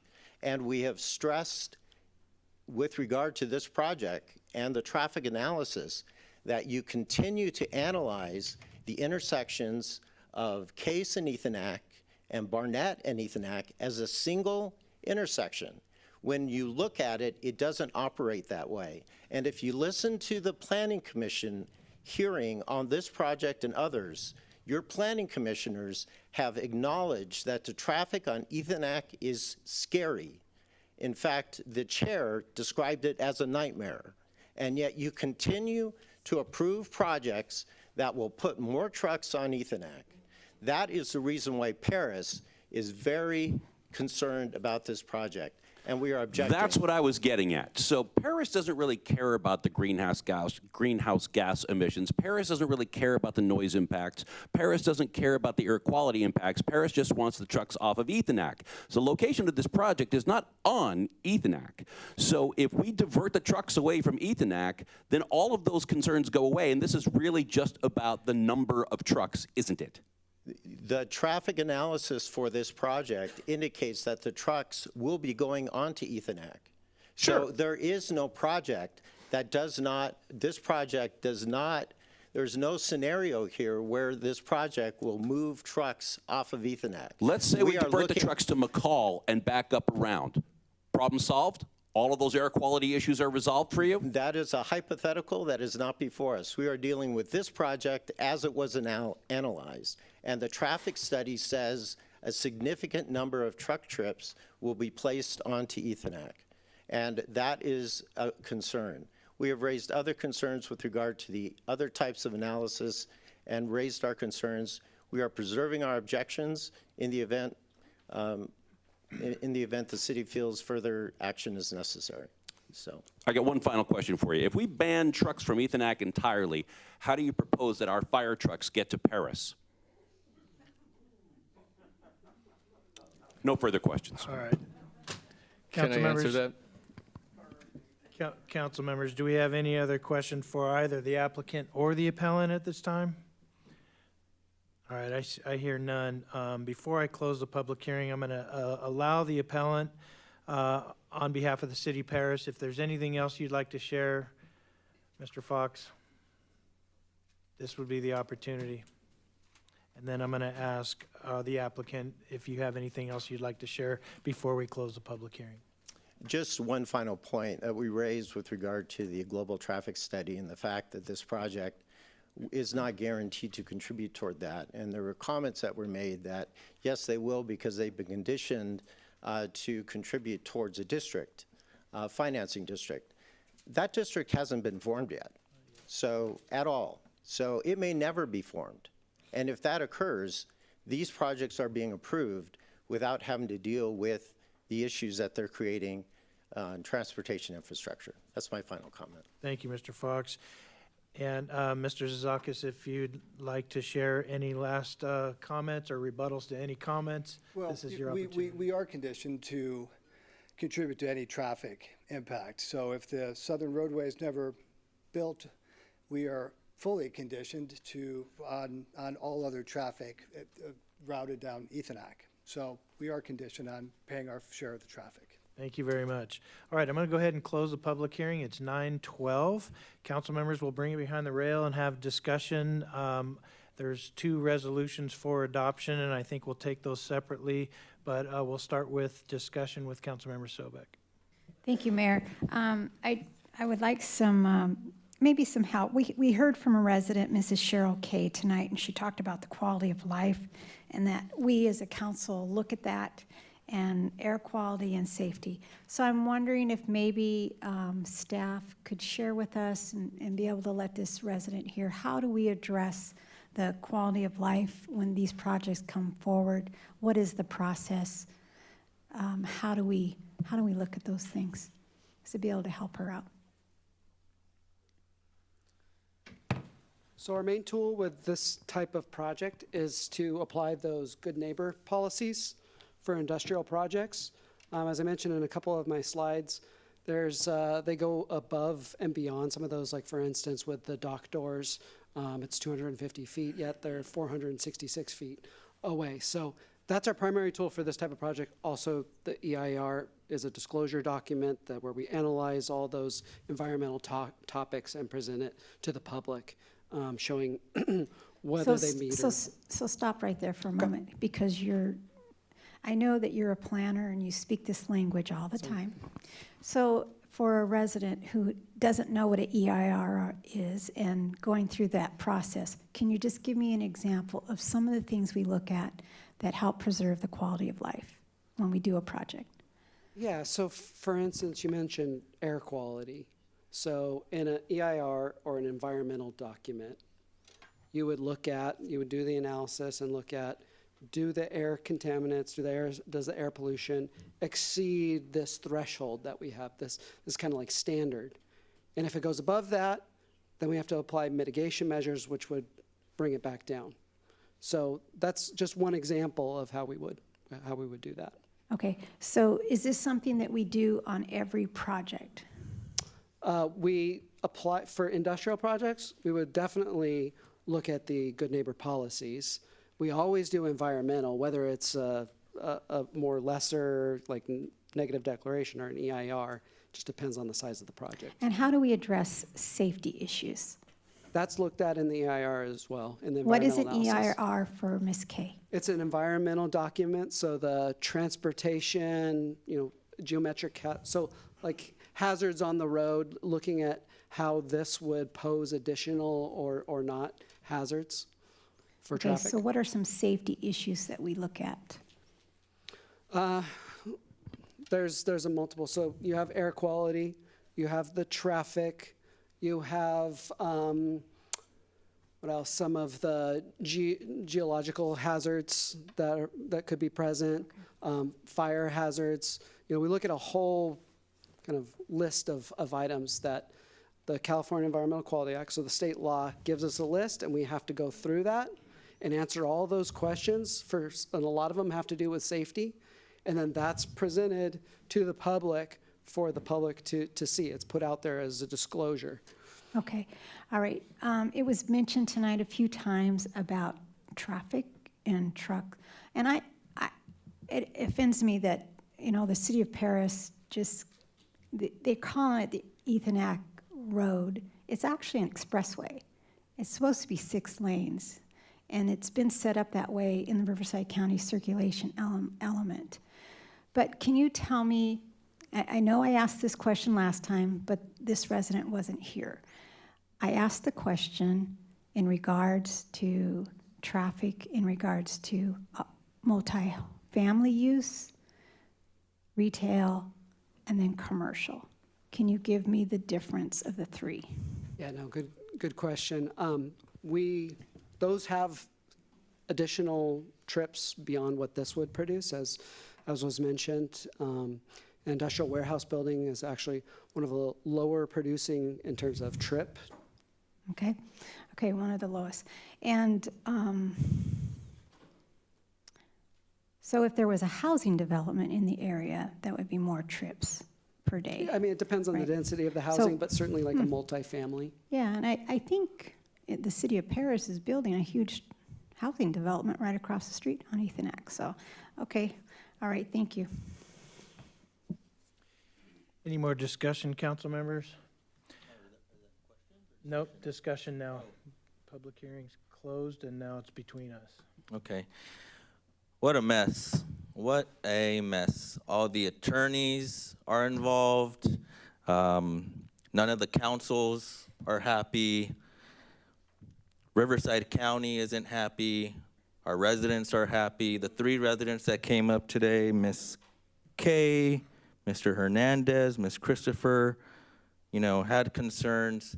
My constituents have concerns. Our constituents have concerns about warehouses in our city. And, well, I think, you know what direction I'm heading because of the concerns we talked about prior. Looking at my notes, you know, the general plan allows other land uses. I was watching the Planning Commission meeting, and Chris Thomas raised up, I hope you're watching, Chris, raised up the pamphlet and says, hey, we have all these other uses we could have here in the Northern Gateway, but all that keeps coming before the council are the warehouses. And so I would like to see from staff, and I would like encouragement from the colleagues to say, hey, let's look at the other land uses. Warehouses are not the only option. And this Cato project, they're not the only people who can bring infrastructure and contribute positive things to our community. There are billions of people in the world, and I think we have an opportunity where we can be more open-minded and bring other amenities that our residents want. So I would say, foremost, the constituents have concerns, and I want to represent the constituents, and so I'm not going to be sold out by these dollars. I think we should be more open-minded to the Northern Gateway. All right, any other comments, council members? Councilman Carwin? You know, we talked about this in the last project, and one of the elements of this, the factors that really stands out to me is the intensity of the use of this type of project compared to, say, Walmart. I'll just use Walmart as an example. A retail establishment like Walmart with the intensity of use, with people constantly driving through, constantly going in and out, 24 hours a day, the amount of people going through it individually is far more disruptive and impactful on a residential neighborhood than an industrial warehouse that is doing shift work, and they come to work and they stay there and then they leave. We are taking into consideration the types of industrial uses, meaning that we're not doing, I went to high school next to a textile plant, and it smelled like burning plastic all the time when they were firing up their machines. We don't allow that kind of use with that kind of disruption to the environment of our neighborhoods. So we've got these parcels that we want people who own them to be able to develop them within their rights, and we're also trying to take into consideration the people who live nearby. I really think that this type of project is going to be the most hospitable to the people who live nearby in letting them keep their environment. If this was a high-end residential project, we brought in all these rooftops, they're not going to have the patience for the rural environment that's going to be there. I want to make sure that people know. Yesterday, I drove out there, and I sat out there for, it was yesterday, the day before, I sat out there for about a half an hour in the morning at about 7:30 a.m. and watching all the cars buzzing up and down Byers, which is a dirt road right now because they're trying to avoid the EMWD project that's going on in Ethanac right now, kicking dirt up in the air, and then they come all the way down to the back of the hillside before they realize that it doesn't go anywhere, and they got to turn around and come back. So you get all these people in like Toyota Corollas with bringing their kids to elementary school, getting stuck in the sand over there. It's hilarious, first of all. But if I lived on that street, it'd drive me insane with all of the dirt and dust and all that kind of stuff. This type of project would allow that neighborhood to remain insulated in itself and maintain their property and their lifestyle and the livestock that's there and all those kinds of things. Nobody's going to try to divert that. But on the other hand, you're going to get roads. You're going to get drainage. Your places won't flood out. I know Byers has major flooding issues we've been dealing with for years and years and years. I know Nick Fiddler's talked to several residents up there. So I disagree with the concept that building this warehouse next to that area would lower property values. I think it actually would raise property values because of the infrastructure around it. And then from there, the things that you're talking about, Councilman Estrada, if we have workers who are there and we've got roads and we've got structures, then people can infill around it and bring other things. If you've got an industrial warehouse, well, you don't have to have an industrial project there. You could put an escape room in there. They're like down in Temecula off of Rancho, California, there's an industrial plaza down there, but they've got things like escape rooms and tutoring facilities, and they've broken it up because that type of thing wasn't looked for there. Just because it's a concrete building doesn't mean you can't put those types of businesses in it. So, and we don't have tenants, that what they've talked about now. There isn't Amazon warehouse coming, that's why they're building it. They're building the building and then they're gonna try to fill it, and they could split it up into other things as well. That's a possibility as well. So I think this gives us possibilities. It's most consistent with the area, and I think it would fit the least intrusive use of that property for the neighboring communities. And as somebody who lives in District 1 and has visited and looked at it, that's how I think about it. And then I just want to finish by saying, the reason we're here tonight is because at the last hearing, I had a whole bunch of problems on the greenhouse gas stuff, and that's why this thing is here tonight. I've heard a lot of information here tonight that tells me that that's not air pollution we're dealing with, and also the fact that I realize that our standards are far more restrictive and almost impossible compared to even Paris. I mean, you heard Paris try to talk their way out of that. It was ridiculous. I don't think it's going to have the impact on air quality and all those kinds of things that I initially thought it was from the original. I think the supplemental staff report that we got resolved a lot of those issues. I don't think it was fleshed out very well for me in the first one, which is why I had all those questions. I'm glad we had an opportunity to get more information on it, and it's resolved it for me. So the overriding considerations to me now balance out those issues. So for that reason, I now am persuaded that I would tend to approve the project for all of those reasons. Thank you. Hey, Councilman Carwin, thank you for your input. Yeah, you know, go ahead. I think I would like us to see a little bit more potential come from the area because, okay, we talk about we need rooftops and we need the infrastructure and all these counter arguments, but Menifee is already bigger than Temecula and Murrieta, and we're on pace to be bigger than all of our neighbors. So the houses are coming. Paris is building right across the street, the Green Valley community. More houses are coming. You walk 50 feet across from Ethanac and Barnett, right there you have the Home Depot and September's and Corky's and the Carl's Jr.'s. And, you know, I think there is someone out there who is willing to come to that intersection and give us the same amenities Paris has right across the street.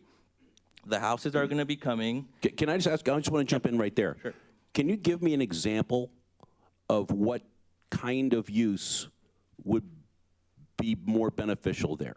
Just some sort of retail or commercial example, like a business example, so I know what you're talking about. Right, like I said, why can't we mirror what Paris has 50 feet across the street on Ethanac in that Home Depot shopping center and Corky's and September's? Why wouldn't they come 50 feet south and be in Menifee territory? That would be a question for our economic development manager. I think there's potential. I don't think we can. I think we can be patient and find someone to bring those amenities to the Menifee side on the southern side of Ethanac. Well, if it's allowed, then don't be surprised if you see development closer and adjacent to Ethanac Road that is more service-oriented. There's vacant properties along there. This one's pushed back a little bit farther south, but it still leaves open areas all along there. A lot of times you'll have these, we look at these as anchor businesses, and then the infill fills in around it. You'll see eateries and things like that. So saying no to this because you're hoping the entire EDC Northern Gateway becomes a retail and commercial uses only, I mean, you're going to get a mix. Well, and I it's understand, all a allowed. lot of these projects have been approved and entitled, and some things there's no going back on. But what is left, I'd like to revisit. Yeah. Anyway, my point is that don't be surprised if you see these other parcels around this large one fill in that are a little smaller. And maybe they're more what you call boutique manufacturing businesses and the smaller businesses, and then those that serve all the employees at these places. And those things come next, you know what I mean? And they'll end up filling in all around there. Oh, right, yeah, just on the east side, north of that Shell station, there's that light industrial with, you know, small entrepreneurs right there, and you know, 25,000 square foot buildings, you know, so that would be great too. Yeah, I'm hopeful. Before I go to Mayor Pro Tem Dinas, I'll just share my thoughts because I've been kind of listening a lot. In my mind, this project is consistent with the general plan. It is our general plan, and we've had it in place since day one of the city 16 years ago, and we've modified it somewhat, but really the area up along Ethanac Road has always been considered a place for industrial. It was in place with that in mind by the county of Riverside before we were even a city. So we inherited that, and today, here we are with property owners and investors, people that have bought that property, knowing what the underlying land use is in the general plan and the zoning for it, and have made that decision to invest money to purchase that property. And to me, to say that the only thing that we would allow there is something that's different than what is called for, it would be a taking. And I think that's the kind of discussion that we're going to have down the road, hopefully. If it's a future agenda item, I won't be here, but I'll be listening intently, and I may even speak at the podium about it. But yeah, I'll have my 3 minutes. But I know that when I was a planning commissioner a long time ago, I asked a lot of the questions. Can't we just open up our general plan and change the zone? Can't we just say we're going to take this industrial zone and call it open space or call it something else, because that's really popular on the Nextdoor app? That's what everybody's saying. Just make it open space and leave it that way. And when I asked that question, I was told you would be devaluing somebody's property, the investment that they made. And so I learned that the right thing to do is to honor our general plan and our zoning code that supports the general plan. This project is consistent with our general plan, and therefore it's going to have my support. I'm not in love with warehouses. I'll put that on the record right now. When I hear about warehouse projects coming in a place that is going to require a specific plan amendment, or I'm sorry, a general plan amendment or a zoning change in order to accommodate a warehouse, I don't support that. But if it is being proposed in a place where it's already allowed and we don't have to change the general plan or the zoning, to me, then it is consistent with what was envisioned there many, many years ago. So that's my thoughts. I'll pass over to Mayor Pro Tem Dinas. Thank you. Yeah, I thank Councilmember Carwin for, you know, his take on it. I think that's important, that this is a good use for it here. And it does begin the building of the other kind of amenities that we're looking for. You know, the first one out of the gate does do the lion's share of the improvements when it comes to the infrastructure. And I think I take offense that no one on this council is out here for the dollar. We're not chasing the dollar. We have long-term goals in mind for the city to make it sustainable and make it diversified. So it's rather insulting when you tell us we're out here chasing the dollar. But Well, I think this is what... Don't take it personally. It's nothing directly towards you or your integrity. I'm talking about there's a difference between talking about the financials. I understand. You're interrupting my time. There's financials between what residents You're want. interrupting my time. Thank you. Go next. But this is done to build and kickstart the development that we really want. And someone has to do it. If we did it and just say, okay, we're gonna put a grocery store here and a grocery store here, maybe a little restaurant here, you know, they're gonna have to come. Who's gonna do the infrastructure to allow them to do that? You know, no one. They're not gonna have the financial ability unless the city wants to foot the bill. That's the only alternative to bring someone else other than these facilities that we're voting on today They bring those in, they do the infrastructure, they make it possible to build the other type of amenities that we want. I think that's why this is just step one of many steps to bring what the residents want. And I think you'll see that to be successful as we go. It worked in Temecula. I know I've talked to previous council members there. That's how they did it. They brought in the larger buildings like that for the industrial, and then everything else followed. It's not. If we wait, it'll be. I won't be around even by then if we wait for all these little small businesses to come in there. So I support it. It's a good start. It'll kickstart that area and bring in the kind of development that we want. Thank you. Thank you, and thank you for being patient. Did you want to share anything? No, thank you very much. I said everything. Okay, Councilmember Sobek's next. Yeah, thank you. So I just want to go back to Councilmember Estrada. You spoke for all of us, so I just want you to realize that your thoughts are not all of our thoughts. I don't think this is a mess. This is, you know, Mayor Pro Tem, you brought up sustainability. I appreciate the comments by our residents, and thank you for coming out so that we can hear from you. But I wouldn't approve this unless I knew that it would be a positive impact and would protect our quality of life in the city of Menifee. Talking to NAOP and a couple of these representatives, the frontage of this property is not being built on it. It was mentioned earlier. That area will probably increase your values, and in the long run, as Councilmember Estrada would like, some retail and commercial there, that's what will happen along the Ethanac Expressway. That's what will happen out in the front. This is an allowed use. I wish we could make everybody happy. I really do. And so I feel like it's a good project, and as it's been, many things have been said, that it will bring in quality, and it's sustainable for our city. And I want to thank everyone for coming out tonight and giving us your comments, and I will make the best decision that I can. All right, with that, if there's no more discussion, council members, there's two resolutions for adoption. I'll need a motion to adopt the resolution that denies the appeal and certifies the EIR and adopts the finding of fact and statement of overriding considerations and the MMRP. So moved. Okay.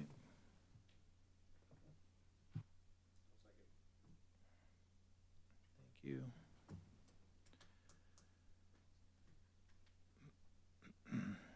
That passed 4-1, and then we'll need a motion to adopt a resolution denying the appeal and approving the tentative parcel map and plot plan. So moved.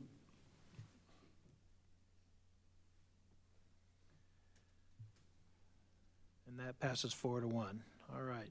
So we're going to move on our agenda now. I got a feeling this room's going to clear out pretty quick. Yeah, thank you for being here tonight, everybody.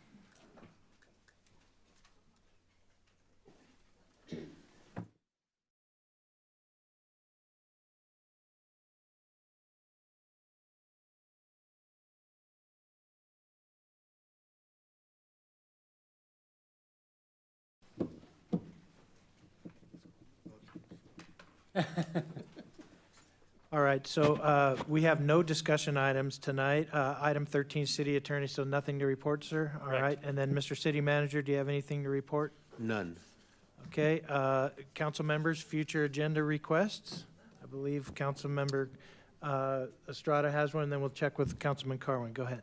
Yes, thank you. I would like a future agenda request to revisit the EDC Northern Gateway land uses and how it relates to the general plan. Okay. I'll second that. And then Councilman Carwin? Yeah, I'd like a future agenda item on options to temporarily beautify the vacant lot for the mock at the intersection of Bradley and Cherry Hills Boulevard, so it doesn't look like a dead vacant lot. All right, and I'll second that as well. And then council members, and it may be able to be combined with Councilman Estrada's request, but I would like to see a future workshop for both planning commissioners and council members regarding land use, the role of a planning commissioner, some of those things like where I know, Mr. Melching, you helped us one time where we said, what if we vote yes and what if we vote no? And let's go down the path and ask ourselves. So I don't know what you'd call that, but I'd like to just have a workshop. Don't we called call that Role- week 6 of the Citizens Academy? Yeah, but it's for us and our planning commissioners, and I'd like to do that in the next couple of months because we most likely will have some new planning commissioners. I know we'll have a new council member for sure, so it'd be just good refresher course when it comes to development, land use, and what we're allowed to do, and what would happen legally if we tried to do certain things, and all of that. So I'd love to have that. Can I get a second? I'll second. Okay, thank you very much. We have 3 items. Any others? All right, hearing none, we are going to adjourn. It is 9:39, and I want to thank everybody for being here all the way to the end. Right? Have a happy Yeah, Thanksgiving. that's right. Happy Thanksgiving, everybody. Good point.